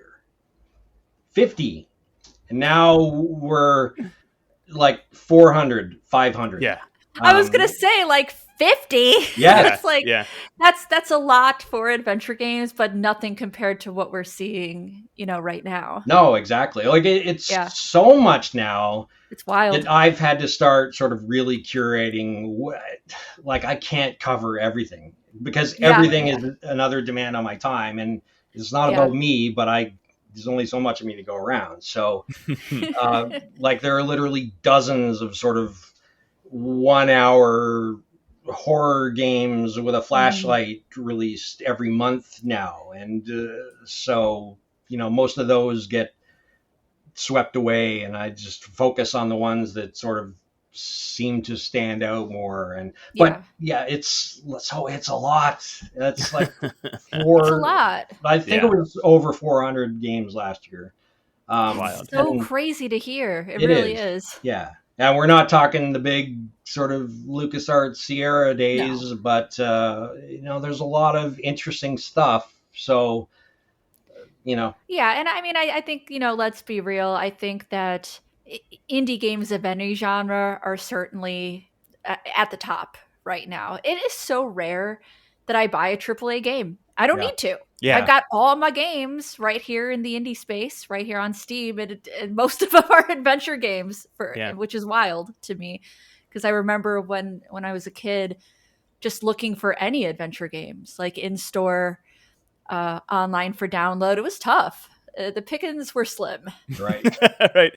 So I did hear something about some efforts to get writers' works republished in other places with their credit restored. What news do you have on that front? We are giving some thought to maybe republishing anybody's work who wants it on the hotspot with obviously their bylines restored. But that's tricky because there's sort of legal considerations and Google considerations to consider, because if Google considers it duplicate work, then we're penalized for doing it, and it's messy and ugly. But I haven't given up.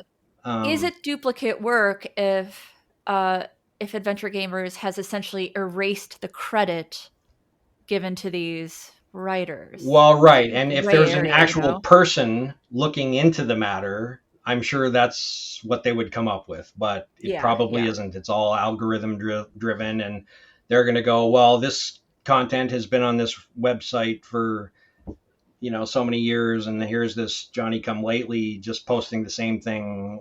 Anyway, so I haven't given up. Like, I think there's an avenue to at least getting writer credit restored. I feel really strongly about that. I feel horrible that it was removed from Adventure Gamers, and I wasn't malicious. It was like a database driven thing.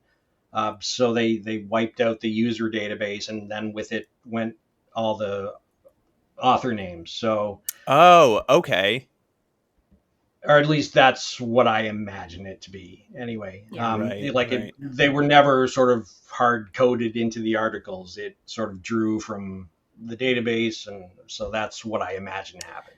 Interesting. And I know there was a bunch of writers who were specifically asking their names to be taken off anyway before it happened automatically, because they didn't want their work to be used to shill online gambling. So it's like this holy trinity of bad stuff. It's crypto, it's gambling, and it's AI. It's what? Yeah, exactly. It's the triple crown of horrible, that's for sure. Quickly, Matt, and because I know you're passionate about this, like maybe you are one of the people that drives it. What I would like to see happen is for somebody to contact those new owners.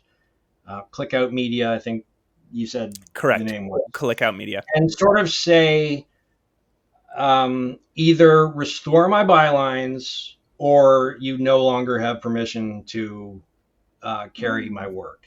Right. Like I would like to see somebody sort of take a firm stand and see how they react to it. And like if they refuse to restore bylines after that, then to me that sort of allows for safer ground to maybe do some republishing. I don't know, but I know you've been reaching out trying to get them to talk to you, but I'm talking about reaching out to say, look, what you've done isn't acceptable and you can't use my work anymore if you don't change. So I think that might have to be done through a lawyer. It seems like they're ignoring a lot of people in a lot of ways. Right.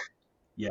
Well, Jack, thank you so much for coming on and talking to us about this. Well, thanks for having me. Please have me on for a fun show. I would love to. We'll have you on for the sad not show. Hard news. What game would you want to come on and talk about? Oh, Keeper. Keeper. The new game from Double Fine. Oh my God, there's a new game from Double Fine? It's not out yet. That's what I'm really excited. But it's coming out like fairly soon. Hey, maybe when that comes out, we'll do an episode about it and bring you on for it. All right. I didn't stop that.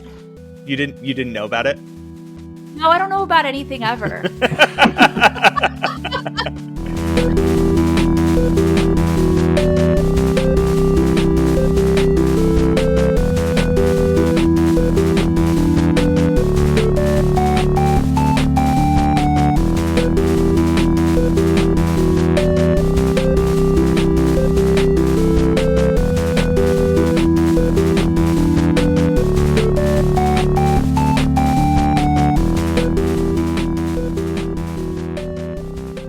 That was our interview with Jack Allin. Matt, how do you feel about that interview? Because there was certainly, a frustrated energy. Understandably, he sunk a lot of time and energy into this website. I fucking get it, man. I absolutely get it. I think if you were a person who put that as much time and energy into it as Jack did, first of all, I would get the bitter feelings about its decline, right? And I do think it was a decline. Like, I think Evo got in over his head. I think Evo couldn't make the site run well without Jack, and I think it was a decline. I also think, as Jack sort of illuminates, and we talked to John about, there was a revenue stream that was coming in. I don't know why Evo told John that it was a one-time thing. It was a Patreon that people were paying monthly, as Jack, explains. I believe that it wasn't enough money for Evo Right. to cover all his costs and pay the site, but it's also the case that it wasn't one time. That wasn't true. I don't know. So some parts of the story obviously are a little strange. And I get Jack's frustration. Also, even if we can see Evo as a victim, it's of a scam. It's still like if I had spent years building a house and me and you got married and we divorced and you got the house that I built. And then you let it burn down. Right. Yeah. I wouldn't only be heartbroken that you took the house. I'd be like, and you didn't even fucking take care of it. Yeah. No, I get What it. did you do? And you're like, well, the fire wasn't my fault. And I was like, I would not have been so irresponsible to let the house burn down. Like, you know what I mean? Like, and I think that's what's going on here. How did you feel? Yeah, it's tough. Like I said, it's tough. It does feel like money was a huge issue and kind of a catalyst of why this even happened. So I could see somebody kind of like scrambling to find a buyer that's going to give you enough money to cover all your losses and to survive. But yes, I also understand that like if you put so much time and energy on this, and Evo did too, as well as Jack. So that's what leads me to believe that he was more fooled than we're giving credit for, because he also put that time. It's also his house that he put time and resources into that also got burned down. So right, but I don't just want this to be a forensic examination of whether we should be mad at Evo or not. Like I do want to think about how this does suck and it is sad. And I while Jack has moved on to Adventure Game Hotspot and he's building something really cool over there. And again, a lot of the talent has followed him. It's a bummer that so much of what was built on his back is fucking gone, man. I can say that if it were me, I would be very careful and choosy about who I sold my website to.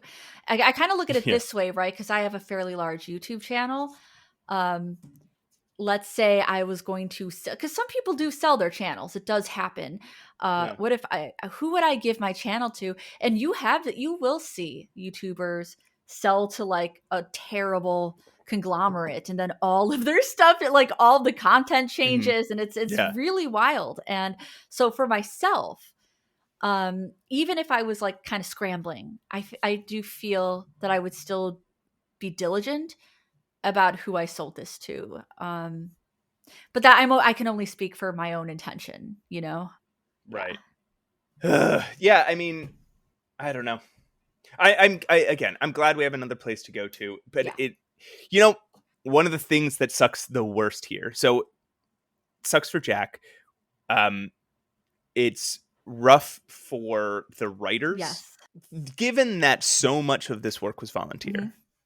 And that so many people put so much work into it.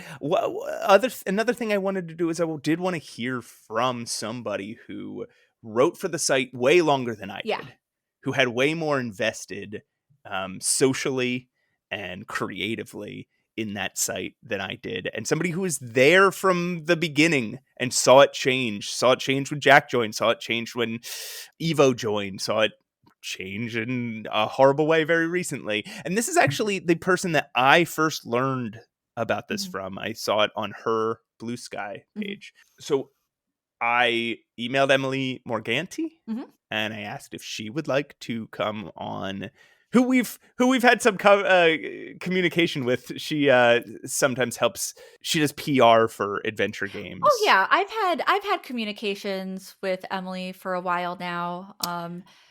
She's been in the community and in the industry for a very long time. Right. And she is one of our contacts that we talked to when we reach out for review codes for games. Yes.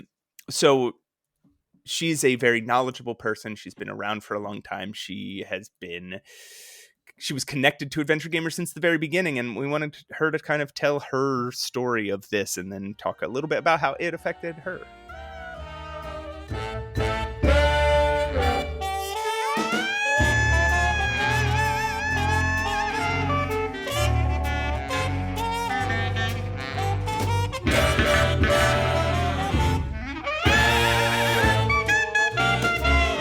Like to be introduced, Emily? Oh, my name is fine. Okay. Emily Morganti. Okay, not like you don't know no titles or anything like that. Nah. All right. No titles? Cool. Okay. Right now we have Emily Morganti. Emily, thank you so much for being here. Hi, thanks for having me, guys. This is cool. Yeah. How did you find Adventure Gamers? Well, why don't we start before that? Okay. Tell us about your childhood. Actually, I have a story about that if you'd like to hear it. Oh, we'd love Yes. to. Okay. So this is actually my origin story in the adventure game world. Yes. I was about 10 years old, and it was a school night, and my dad came home with a floppy disk from work, and he said, "I have a game that I want to show you." It was Leisure Suit Larry in the Land of the Lounge Lizards. Oh, God. And how old were you? And I was 10. Yes! Oh, no! And so my dad brings this game home that, this was the game that was passed around. And for some reason, he thought I should play it with him. He, to my dad's credit, like when the kind of risque things happened, like you had to go buy condoms or you're going to have sex with a prostitute. Like he told me that I had to leave the room for like 5 minutes and then he'd tell me when I could come back. Oh, my gosh. But we played Leisure Suit Larry together. I learned how to play, I don't know if it was poker or blackjack in that game. I think it was blackjack, but I learned how to play that. Yeah, I think it's blackjack. Yeah, and we played that game together over the course of like 3 evenings or something. We solved it together. Wow, and after that's a hard game. I'm impressed. It's a tough game. And it was the text parser. And what I remember, like one thing I remember about that is just like having to come up with the words you could use, and trying to figure out how to talk to the text parser in a language that it would understand. Yeah. So that was something that we did together. And then he took me sometime after that, to Egghead Software. I grew up in the Boston area, and we went to Egghead Software, and I had birthday money that I think my grandparents sent me. And I bought King's Quest 1 with that. And I remember sending them a thank you note telling them that I bought a 3D animated adventure game, which I copied off of the box. Like, this is what I bought with my money. And my grandparents were probably like, I don't know what you're talking about. But yes, so that was my entry into the adventure game genre at age 10. And then I played all the Sierra games. I somehow missed out on LucasArts. I didn't really know that LucasArts was a thing, but I played all the Sierra games. It came a little bit later for me too. I was a Sierra kid. I also started. Yeah. But so I played all those games, and then I went to college, and I kind of stopped playing adventure games. And I graduated from college in the year 2000. And I remember, like, specifically one night, I'm like, okay, I'm out of school. I now have a PC. That means there's all these games I can play that I never got to play before. I'm going to go down to the Good Guys. I was in California at this point, and I was going to go down to Good Guys, and I was going to get an adventure game. And it was like 8:00 at night. I'm like, yeah, I'm an adult. I can go out at 8 p.m. and buy a game. And I went down there, and there were none. And it was like, what? Yeah. Like, where did they all go? I ended up getting Gabriel Knight 3, and that was like, and that was fine because I like Gabriel Knight, but that was like the only, that was like the only one. And it's like, where are they? This is really weird. So I started like Googling and found out, much to my surprise, that adventure games had died while I was in college. Nobody told me, right? Yeah. And that was very upsetting. And so then at that point, because I now had a PC, I started going to abandonware sites and downloading all of the Sierra games I'd never gotten to play because they never came out for the Mac. So that's did you go to Home of the Underdogs? Do you remember that? Yep. I love that place. That was a good one. And I think Abandonia, something like that. Abandonia. Yeah. Oh, I spent a lot of time on Abandonia. Yeah. So I downloaded all those games. I burned them to a CD that I think I still have. Wow. And then around that time, probably like 2001, I found the Adventure Gamers forum because I was either trying to get a game to run that I couldn't get to run, or I was looking for a hint, or I just was bored and wanted to, meet people that liked this weird thing that I liked because I didn't know anybody else who knew what an adventure game was. Yep. Right. Same. At least, in person, in real Right. life, I didn't know anybody who played adventure games. Right. I knew a few in when I was growing up, but I was always the much more into it one than they were. Like I'd find out that somebody had King's Quest V and be like, "Can I come to your house every day and can we just play that?" And they after a while they'd be like, "Can you not come over anymore?" Not come over. Yeah, this isn't fun. So was it 2001? Yeah, it was the early, 2001, 2002, around then. I could probably, if the forums were still up, I could look back at the archive forum and tell you exactly when it was, but I don't know for sure. I was also on Game Boomers at that time. That was the other forum I was visiting. What was Adventure Gamers like back in 2001? Like, what was your experience there? Well, so I guess actually I should put it in contrast to Game Boomers, which is still around. Game Boomers was like a much gentler community, and it was a lot of women, a lot of older people, not really tech savvy people, and they had a great trading post there. So I used to go to Goodwill to like there were like 5 Goodwills between my office and my apartment. So I used to go to like these different Goodwills. That's so good. That's awesome. This was like the prime era for there to be boxed Sierra games and LucasArts games at Goodwill because they were like 10 years old and people were cleaning out their garages. So I also have very clear memories that we don't have to get into, but it was a trauma memory of the day I decided to throw away my big computer game boxes because I thought I didn't need them anymore. And I took everything out and put them in baggies and threw the boxes away and immediately regretted it. So I spent several years in the early 2000s like trying to rebuild my collection of big box games. So I'd go to all these Goodwills and then I'd end up with duplicates and I'd look on these forums and trade them for other games. So Game Boomers was really good for that, getting hints and stuff. And then Adventure Gamers was like the opposite of that. It was like a lot of younger people, guys, a lot of people from Europe. Mm-hmm. And there was just a vibe to it. And I'm sure they weren't all guys, but there was a feeling of there being a lot of guys my age as opposed to older people that there were at the Game Boomers farm. You know, the names I can still think of are like people I still know, Jake Rodkin, Chris Remo, Doug Tobacco, Merrick, obviously, but there was a whole crew of those people that also, they kind of overlapped with Mix and Mojo and later with Idle Thumbs that were kind of the core of this community at Adventure Gamers. And it was interesting. I mean, that was how I learned about LucasArts games, which I hadn't played before. And just, it was people who were around my age or felt when I was talking to them like they were my age. And we were able to kind of talk and bond about these things that I had never really had friends who got before. Mm-hmm. So we used to have really long discussions about like which was the best Sierra game, or like I remember one very long. Have you guys played Shadow of Destiny? No. Oh my God. One of my favorite games. It was a Japanese game that came out probably for like PlayStation 1 or PlayStation 2 and then was ported to 2001. PC. Yep. And it had a really obscure PC port. And that's one where I actually remember probably on Adventure Gamers, I was saying, where can I find this game? Yeah. And somebody said, go into EB Games and tell them to look in the back. And what? They were like, it was like, tell them to look in the back. So I remember going into EB Games and saying, do you have this game? And the guy was like, no, the game's only out for the PlayStation. And I said, no, there's a PC port. And he's like, well, we don't have it. And I said, well, go look in the back. And he's like, this guy's like, yeah, whatever. And he goes and looks in the back and he comes back out. He's like, oh, you're right. We had 3 copies back. That's amazing.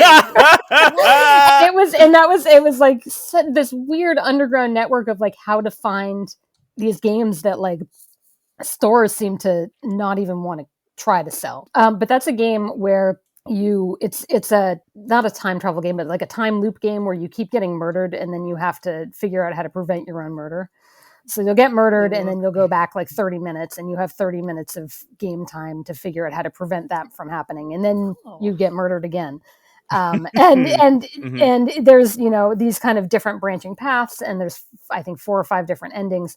And so I remember we had a long, like 20-page thread on Adventure Gamers about like how to get all the different endings and what was really going on and what's up with this random couple that are always trying. It was an open world kind of game. And there were these 2 people on different street corners in every time period, like trying to find each other.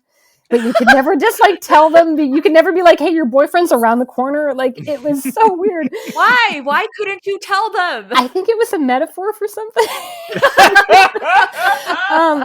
It was bizarre, but there were these kind of story threads that you would only get if you'd played the whole thing, you know. And so there's characters who would refer to things that happened that you didn't see happen, then you saw them happen in another branching path. So we would have like long conversations about that and what does this mean. It was just really a really interesting, you know, place to talk about games in almost like a kind of a critical discourse kind of way. Right. And, you know, obviously also people were always talking about our adventure games really dead and like how much we hated Old Man Murray and who was the guy who said that adventure games were dead. I went there every day. It was a fun place to hang out. Wow. And it's kind of lost, you know, forums. It's a lost art. Yeah. Like forums, like you just go there and see who this group of people you know are like what they're talking about today. And then you chime in.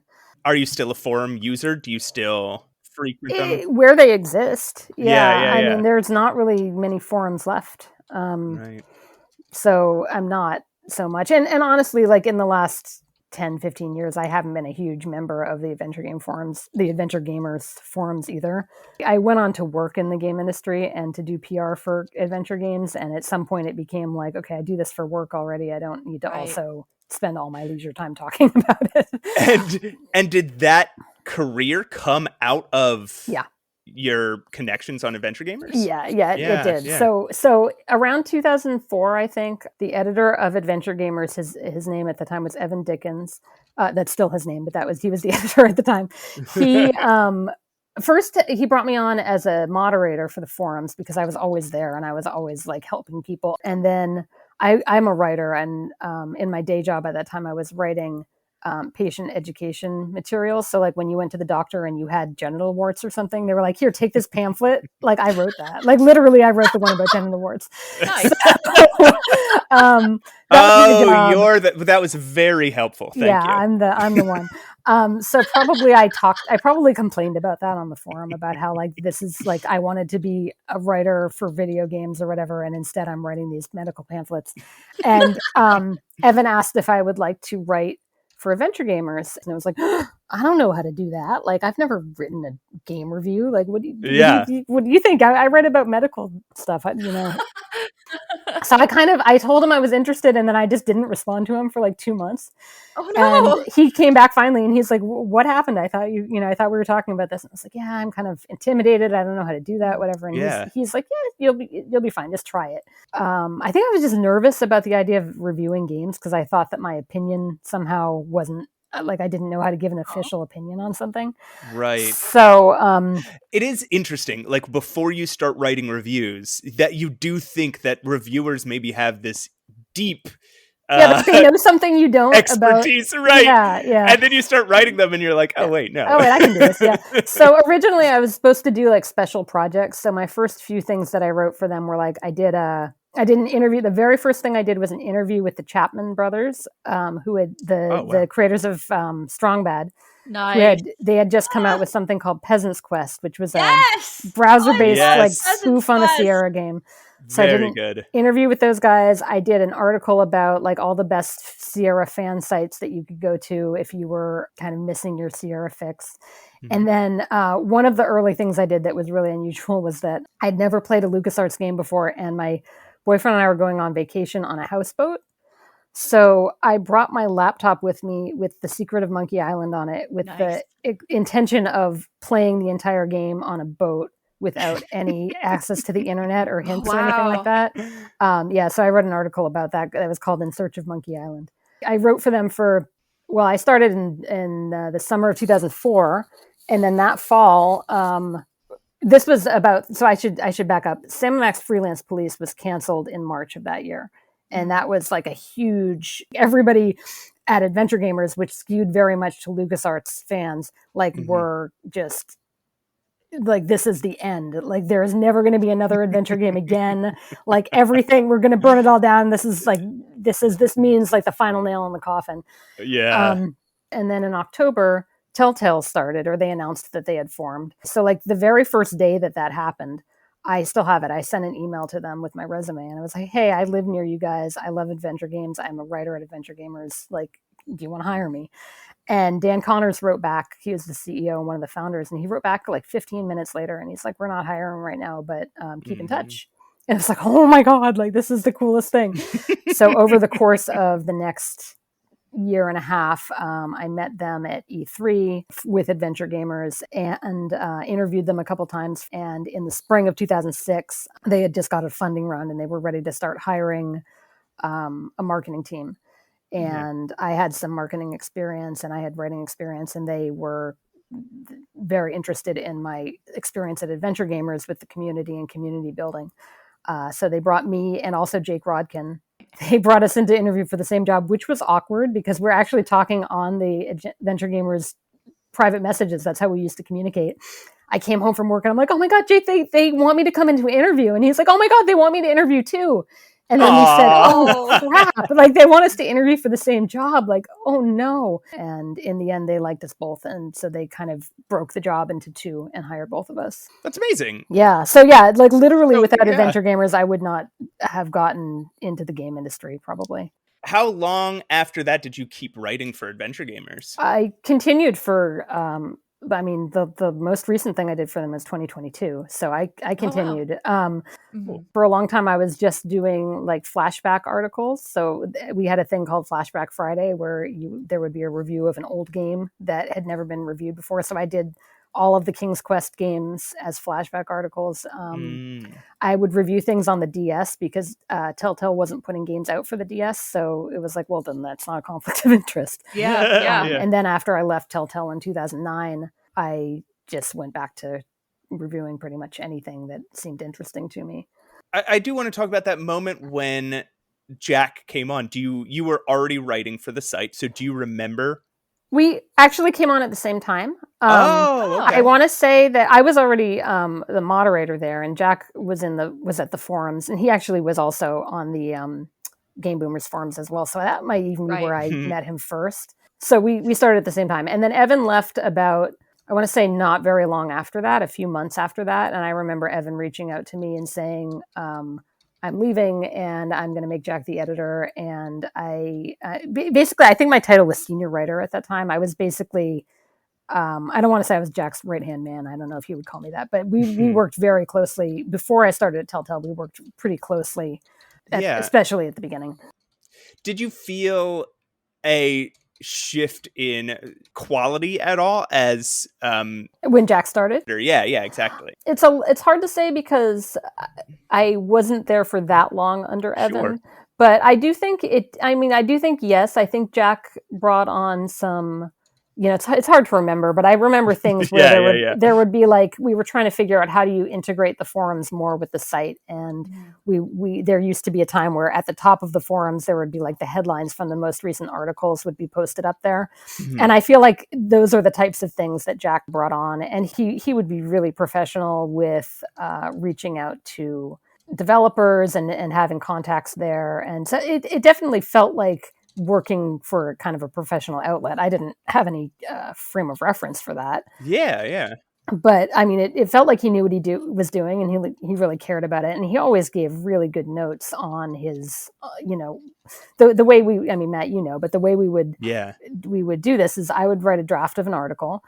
I would send it to him, and then he would send it back with red lines and comments. And can you say more about this? Or, you seem to be contradicting this here, or I'm not sure how everything you've said here adds up to the pros and cons or the score that you came up with. So I feel like he always gave really good comments. And this entire time, this was all volunteer on your part, right? Yeah. It was always volunteer. Yeah. For me. Right. Do you remember when Evo came on to the site? Yeah. I mean, I don't remember what year it was. I remember. Sure. 2016 is when Merrick sold the site to Evo. Okay. So, at that point, I don't think anything really changed. Merrick hadn't been very heavily involved for a long time. Merrick was more involved when I started. He used to come out for E3, and I've met Merrick a couple times, which is considering he lives in Europe and I never went there. Like he came out a bunch of times. Yeah. So when Evo started, I didn't really notice a change in anything from my perspective. Just because I think Merrick had been kind of hands off. I think there were probably changes as far as them trying to, like, I remember there being conversations about how are we going to raise money, pursuing advertising, starting a Patreon, stuff like that. That I think probably the Patreon specifically, I think was around the same time that Evo had come on. But from my perspective, it hadn't really changed anything. The only thing is he wasn't an editor. So after Jack left, when I found out Jack was leaving, it was kind of like, well how's that going to work? Because Right. The site had been kind of raised to this high editorial standard. Yeah.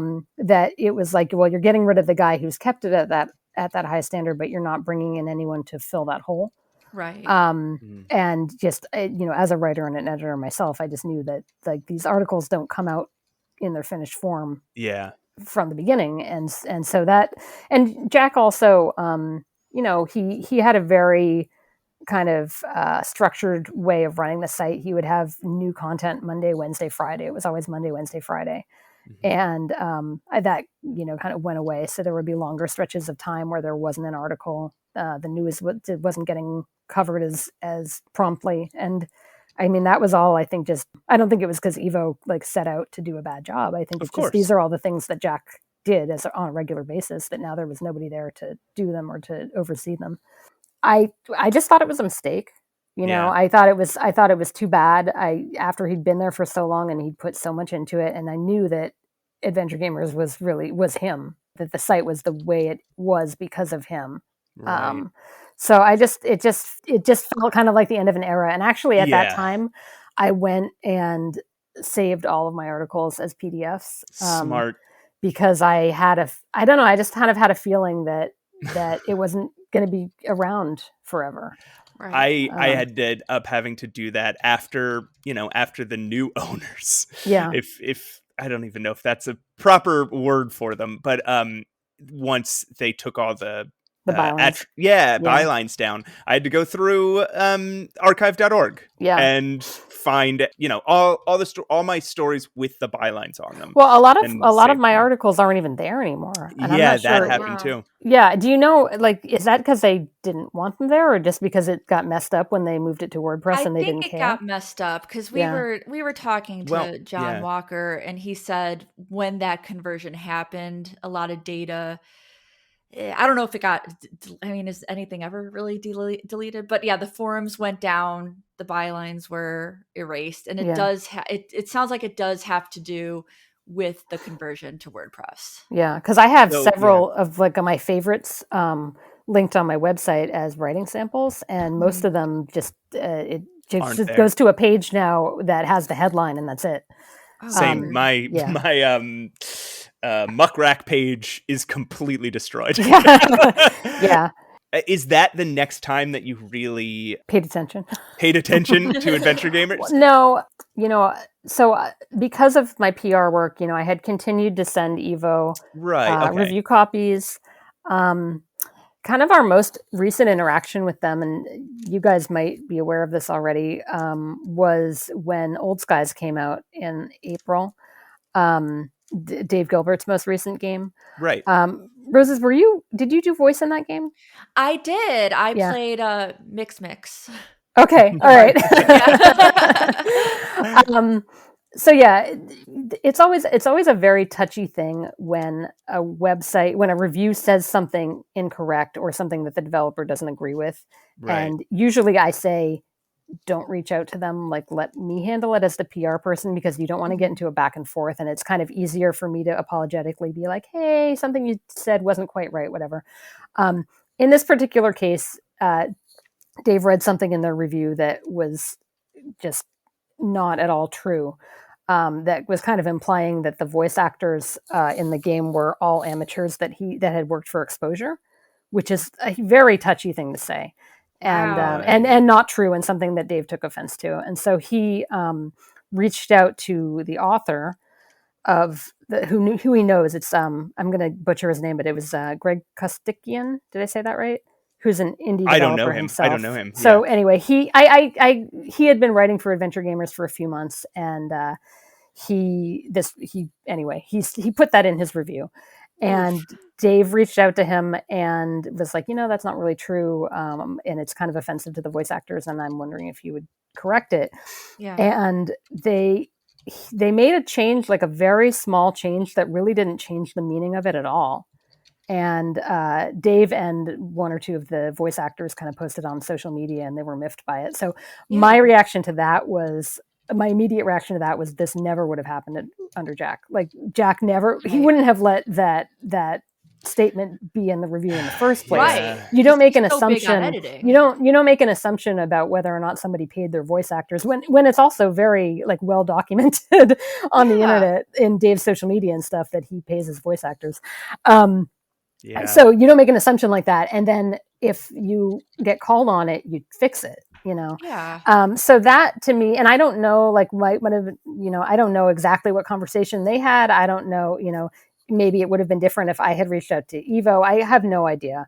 But I felt like when that happened, it was like, oh, this is the fact that it happened at all was bad. The fact that it happened at Adventure Gamers to me was almost like I took it personally, because it was like this would never have happened under Jack. So the fact that happened just about a month or two before the sale of the site, it was kind of like, oh, okay, well, and then, I guess that's over.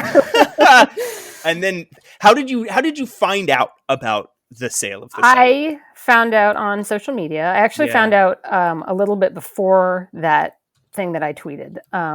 That's where I found out. I found out from your tweet. So I guess a week or two before the news started picking this up, the forums had disappeared, and a forum member noticed that it had disappeared. And I don't know, it was retweeted. It wasn't someone I followed. It was retweeted by somebody, and I noticed it, and I was like, that's really weird. And so I went to the site, and I saw that it was true. And I'm on Slack with Jake Rodkin, because we worked together on the Sam & Max remasters that came out recently. So I immediately went to him, and I was like, oh my God, what's going on? And he's like, yeah, this thing happened. And so he already knew about it. So that was, I don't even know. It just felt, I think the loss of the forums was even a bigger deal to me than the loss of the site, because the site, I saw the site going downhill. The forums I thought were always going to be there, and I've been I'm actually working right now on a book about Telltale. Nice. And I've been spending a lot of time on the Adventure Gamers forums, using them to see how people react to things, but also just to piece together timelines and dates of when things happened. So that's like a huge trove of information that I no longer have access to, and I'm like, I don't even know what I'm going to do. So that's how I found out about it, and then, like a week later, I guess there was an aftermath story about it, and then maybe later that day, John Walker's story on Kotaku, and then it was kind of amusing to me to see like real media picking up. Like it's like you don't really know what something meant to people until it's gone. Like this had always been kind of. I would always say, I write for Adventure Gamers, or I have it on my resume or whatever, and I think it's like this silly little niche thing that maybe isn't respected. And then you see people talking about it as like this venerable institution that's been around for 30 years.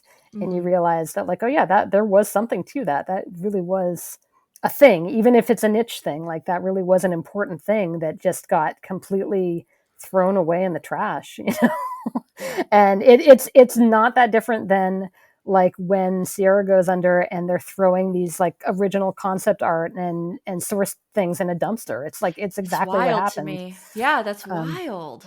So yeah. So do you want to talk about, the emotional aspect of this? How did you feel to discover this? I was sad. I was really sad. And I mean, that was, I think that's why I immediately went to Jake and was like, can you believe that this happened? It's like, it's a piece of my 20s, it's a piece of don't want to say my childhood, but it was a formative thing for my like young adulthood. It's also true that like I was gone from it for a while now, so it's not. It's more just kind of like the disappointment of like, oh, everything that you have that's good at some time in your life at some point just is completely gone and you can't get it back. Right. And that's what it feels like. And, for a long time it was like you could get it back you could still go there. I could still look at the articles. I could still look at the old forum posts and stuff. And it's like you don't realize how much you miss that or how important it was to you until you don't have it anymore. Yeah. So, and with everything else that's going on in the world right now, it just kind of feels like another, like, oh, that's another like good thing that's just gone now. Yeah. Yeah. That's sad. It's sad. And it is sad. Well, Emily, thank you so much for coming on and talking about your time. I really appreciate it. I think it's important that we get a sense of what it felt like in its heyday and what we've lost. So where can people find you and cool stuff that you're doing? I have a website, emilymorganti.com, where you'll mostly find actually doll houses. I build doll houses. What? And... Oh, wow, that rules! All right. You got to come back on and talk to us about your doll houses. I have a Salmon Max room box there that I made, a 1-inch scale Salmon Max room box of their office. And anyway, so that's... Are they for sale? No, I don't sell them. I just hoard them. I have just hoard them. Yeah, I have dozens and dozens of doll houses in my house. And I'm also on Blue Sky. Nice. As Fuvlet is my username on Blue Sky. Awesome, and we'll link that in the show notes. Well, again, thank you so much for not only helping tell the story, but also talking about your feelings about it. Thank you. Appreciate it. Yeah, thanks for having me. I'm excited to hear the rest of the episode.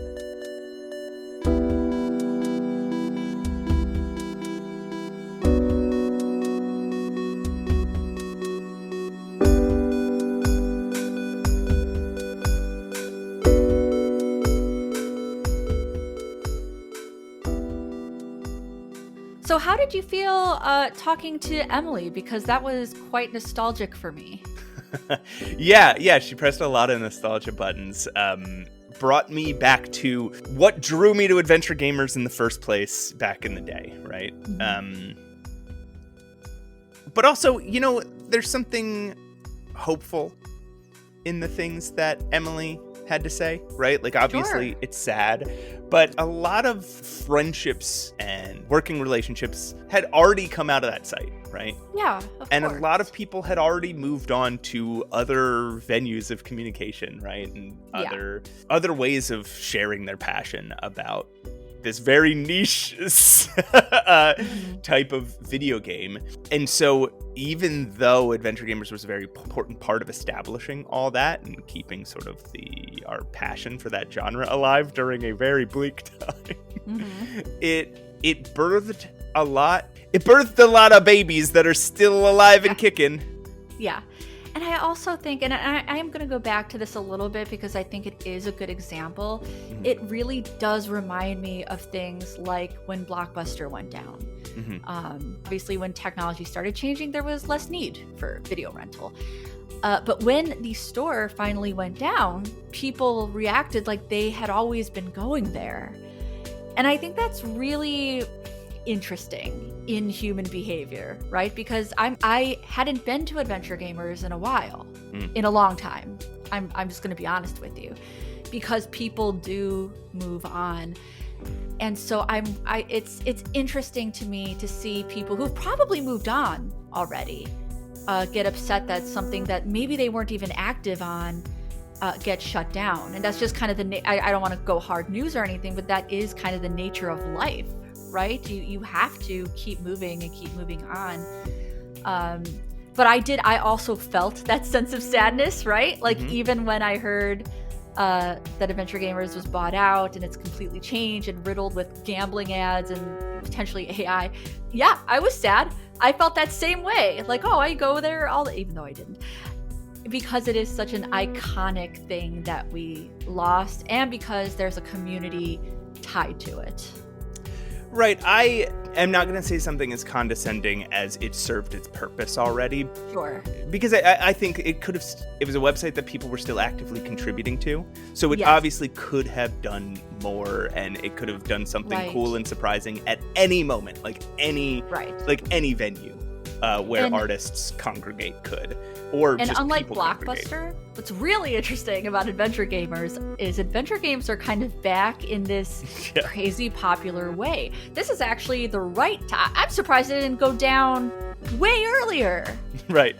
You know, So- so yeah, you're right. It could have done something very interesting because adventure games are very much alive right now. You're right, and it could have still been relevant, but Sure, it did create a lot of connections and other things that are still alive. And so it's not like the venue for those conversations and that those news and reviews are dead. There's other venues for that now. Right. That, were birthed from what was Adventure Gamers. So, this didn't... Click Out Media didn't kill the adventure game scene. Not even talking about the forums at Mix and Mojo or the news and reviews at Adventure Game Hotspot. There are friendships, right, that were built out of that still exist today.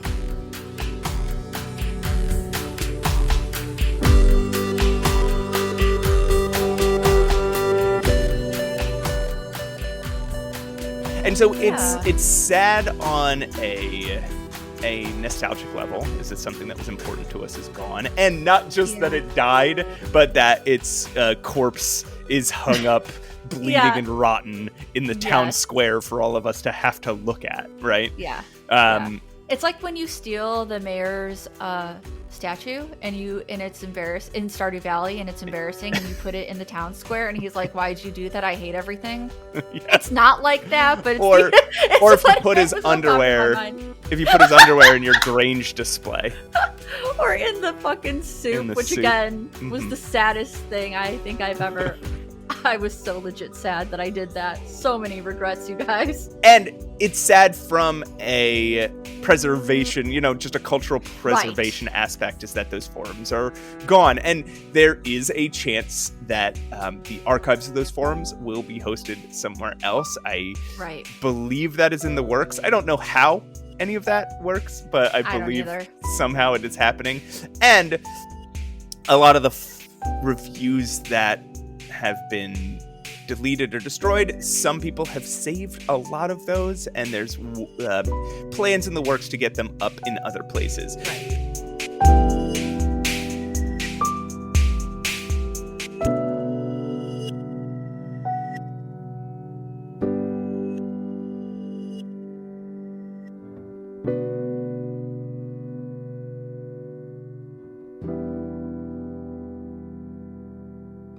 It's just sad, and I think the bigger point here is the the enshittification process. Yeah. To me, Roses, it is like there's two ways of living in the world. Mm-hmm. One is the way me and you live it, right? Where we go out and we go, we spend time with our friends. We enjoy a tree. We play a game because we like it. We talk to people on the internet about how we like the TV show, right? Yes. And then there's this other way of living life that is like, can I make more money by cutting down that tree, or by leaving that tree up and charging people to go near the tree, or by leaving the tree up and then people will buy the building nearby because they like the tree. Right. And it feels like so many things, even like cereals switching from from oat flour to corn flour, right, is an example of this. Video game consoles coming out and using shittier plastic.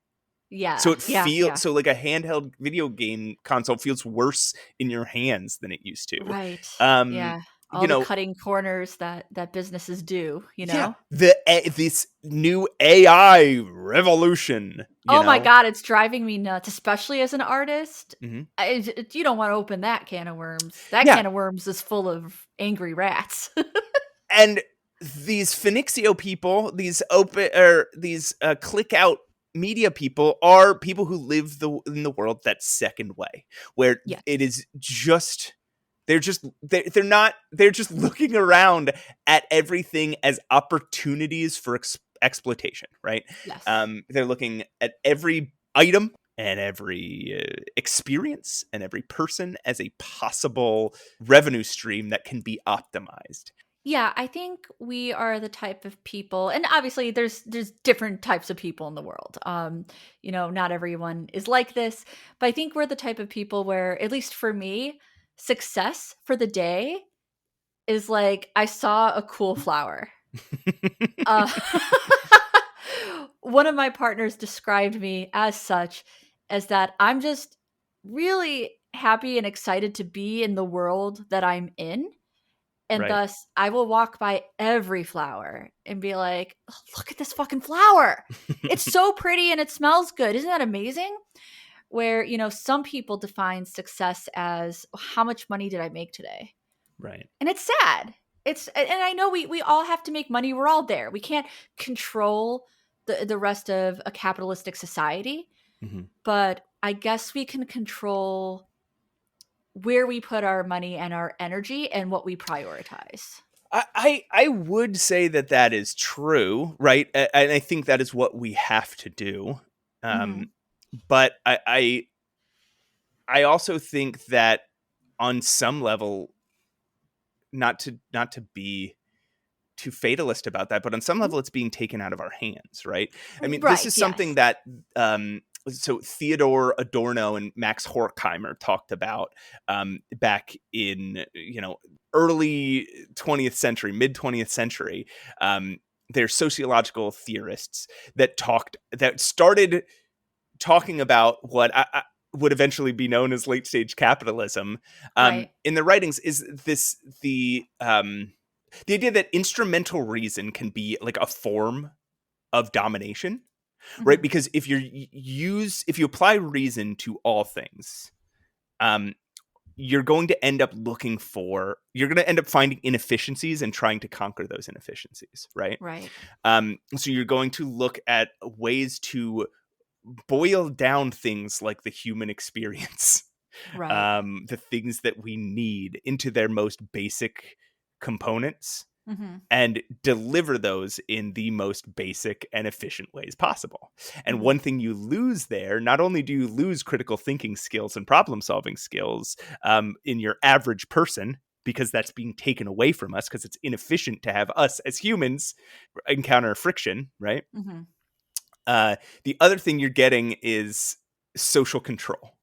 There are certain people who control everything, and they tailor the culture towards those ends.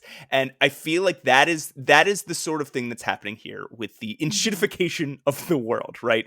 And it's happening specifically in the culture industry, right? Like you mentioned TV shows just ditching properties, right? Yeah. Because it's more efficient than allowing people to enjoy what's a Netflix series that was good that got killed? Oh, Glow. Yeah, rather than letting people enjoy Glow and then saying Netflix rules because they have this show called Glow. They realized, okay, well, the people that will lose by getting rid of Glow are negligible compared to the amount that we'll save on the budget of Glow, plus the amount of tax revenue we'll save. Right. By divesting of a specific property. And what you end up having is this like hollowing out of culture and the human experience to make money for these very specific groups. Yeah. And that is precisely what is happening here. There was something that people enjoyed and something that was there as a beloved artifact. And somebody decided, we can make a little bit of money by destroying this thing. So let's just buy it, destroy it. We'll make our little bit of money, and people will be mad at us. Yeah. But who cares? What a soulless way to do anything. Right. I mean, that's exactly it, right? That is the heart of social control is its enemy is soul. Yeah. It's so sad. That's why art is a form of resistance. Happiness is a Yes. form of resistance. Granted, those can't do anything by themselves. You also need Right. legitimate resistance. But Yes, yes, yes. That is true. but those things are forms of resistance. They have to coexist with protests and social programs and legal challenges and political reform. Yeah. Has to coexist with joy and art, because joy and art are the opposite of what creates social control. Right. And you had said something off recording. We were off recording. We were just chit-chatting. And you had said that, art is important to absorb because that's how we learn and how we know what's going on, how we feel and how we process emotions. So to see art and creations and writing and thoughts being like just flippantly destroyed is so terrible. It's so terrible to think about. That's why I think, journalism and reviews and things like that, that's one of the reasons I think they're important, is even if there are more efficient ways of getting those things now, it is important to have people's perspectives out there that you can read and learn from. Yes. It can give you new insights into things that you didn't think of. Hey, do you want to know something? I'm an artist. Oh, I don't know if you knew. I just wanted to put that out there because I wasn't no. sure if the people knew. I didn't know that. And I try to say things with my art. That's very a rudimentary way to say that, but that is how I use my art. Yeah. I don't know if you knew that. I just wanted to I didn't know that, and I don't think the listeners knew that, so I'm glad that you told everybody. They did. What's the most recent art that you made? I made a sculpture today in my private sculpture lesson. Do you want to tell everyone what your sculpture was of? A face. But what I really want to do is, the reason I'm learning how to do faces is because I want to start bringing awareness and making statements about having body dysmorphic disorder. I already do that a little bit in my pieces, especially my illustrative pieces, to bring awareness, to show people what it might feel like. I want to bring sculpture to that. So I not only want to make limbs and body parts, I want to twist them and contort them and give you a view of what I'm thinking about and what I might see. And in my experience, expressing that has helped a lot of people in my community. I was diagnosed with BDD and I didn't know it was a thing. I didn't know I had it until I saw somebody else talk about it online. And I think art is important for that. Yeah.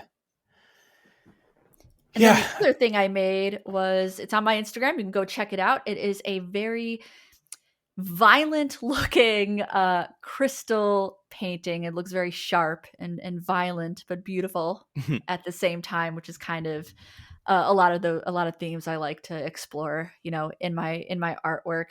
It's sort of pretty, but it's also not, because I want people to be able to appreciate almost ugly, aggressive looking things. I want people to think about that, So we should probably wrap up here. What are your closing thoughts about this whole thing? Well, I think what I've taken away from it is, obviously it is not a black and white situation. There's a lot of gray area, especially when a lot of people are involved and there's multiple stories to think about. But honestly, I think I'm just taking away that, I mean, it's hard news, right? But it's making me value things that we do have. And I think Emily's part of the interview really hit home, because this is how we made a lot of our online friendships and a community that likes to talk about adventure games. And I don't know if I took away anything poignant, other than I'm glad that I got to see other perspectives on why and how this can happen, and how powerful nostalgia can be for people. But mostly it's just sad. Mostly it's just shitty to see something that could have been even greater in a time for adventure games get treated like it was nothing, Yeah, I think it's important that we saw, you know, uh, the two different sides of that, right? That Yeah. there is this hollow, soulless side of, you know, of course this makes sense to them to do. Mhm. Of course it Yes. makes sense for them to buy a 25-year-old website to get their SEO up. Of course it makes sense that they don't care about what the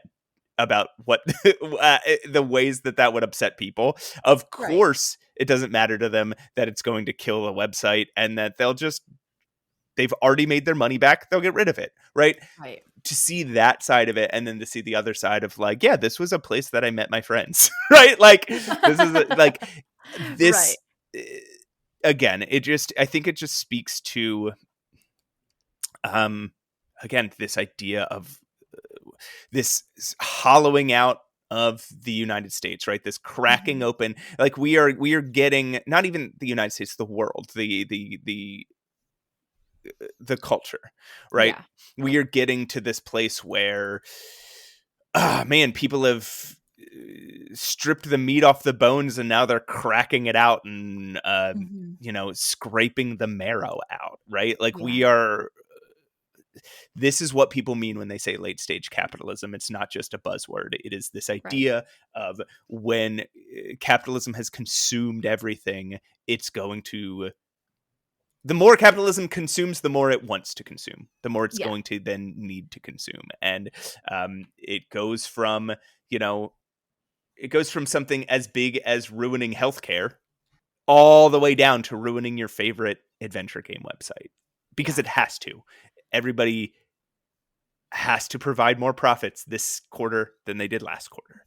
And even on a smaller scale, right? Even in a personal scale, we're always aiming to make more money because money is always prices for things are constantly going up. So even as a personal pressure, we're always expected to make more all the time. Which is a thing that I think is interesting that we've been talking about a lot on this podcast in this past year. A lot of people have been making games about, right? We talked about that when we talked about Wanderstop. Yeah, Wanderstop. Yep. We've talked about that a couple other times this year. It Yeah. seems like this is a thing that is manifesting in a bunch of different ways, and a lot of people are feeling it and having Yeah. and expressing themselves about it. And Yeah. I think these are thoughts and ideas we should hold on to because at some point we're going to need to rebuild things in a way that we are happy with. Yeah. And interestingly, this happening is also it's almost like it's almost something you could put in a time capsule. It's exactly where we are with dealing with AI and gambling ads all over the place, and it Oh, is an interesting time, isn't it? AI is critical theory in fast forward, right? Yeah. That Yeah. is literally its whole deal is Yeah. how do I make everything as efficient as possible? Yeah. I don't need to have a soul. All I need to have is exactly the bare minimum of what I think you need Yep. from me. Did you ever play that game Universal Paperclips? No, no. Maybe this is a good place to end on. Okay. There is a game. It's one of those. Did you ever play one of those idle clicker games? Yes. Like Cookie Clicker is another good I example was of just going to this. say, yeah, Cookie Clicker I'm very familiar with. Yeah, I like clicking games for the most Mhm. part. So, Universal Paperclips is a game you can go play right now. Just Google it, and you can find it. It's free, and you start with you play a basically an AI who is making a paperclip. Like the first thing you do is you click a button that says "Make paperclips," right? Mhm. And after a certain amount of paperclips, you get the money to make an auto clipper that makes Mhm. paperclips for you.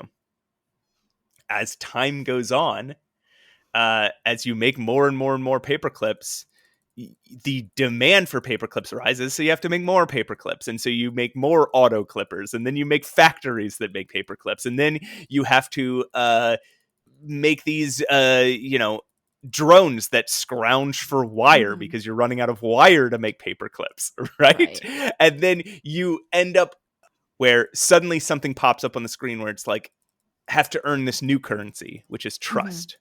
Mhm. And you're like, oh, that's weird. And then you realize you are earning trust of the people so that you can better manipulate. You can spend that trust to better manipulate the market.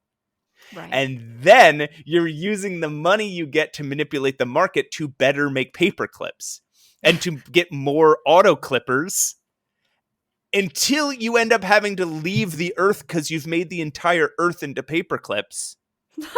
And you end up expanding throughout the universe and sending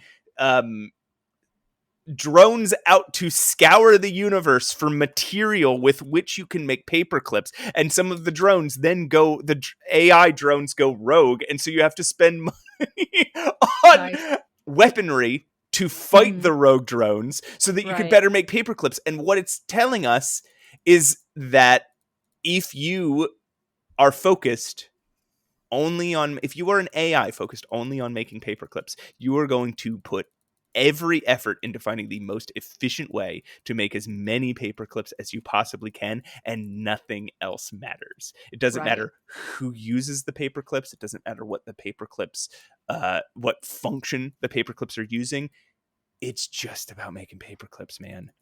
So if there's no humans left, because they've all been turned into fucking paperclips, it doesn't matter. They weren't necessary. It wasn't Right. necessary to have humans for you to make paperclips. They have at some point ended up getting in your way. Right. It's a really good game. I want to play that. That It's sounds incredible, really poignant. actually. Yeah.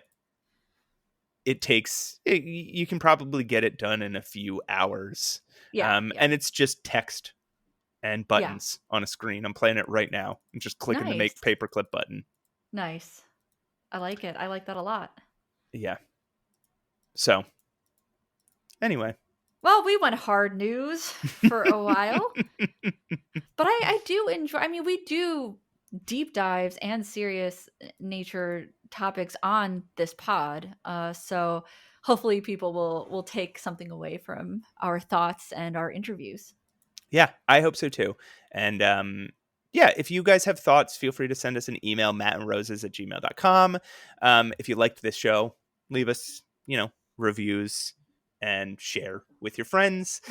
I'm sorry we told you all we would have a video game to review this episode, but then something happened. But then this happened, and that happens. We couldn't ignore it in the entertainment world, Yeah, it was important to us, and so we couldn't just ignore it. So, Yeah. I will renew that promise, and we'll be back in, I think, 2 weeks, and we'll be talking about a game. You can find us on Instagram at Save Your Game Podcast. We throw updates on there. Sometimes I'll draw a cute little something for our Instagram. And if you want to see my aforementioned art, that's Pushing Up Roses on Instagram. You'll find it. Just Google it. You'll Don't Google find too hard. it. But you'll find it. Don't Google too hard. Don't look too deep now. Don't Google too hard. It's a dangerous world out there. Just trying to protect you, okay? So I think I actually do have one more observation, and I don't exactly know how to say it to you because I don't know if it's going to hurt your feelings. I don't know if it's going to affect our relationship. So, well, I'm not afraid of emotions, so hit me. All right. Well, I think podcast is art. Matt, that's so profound and important because I think art is suffer. You're so right.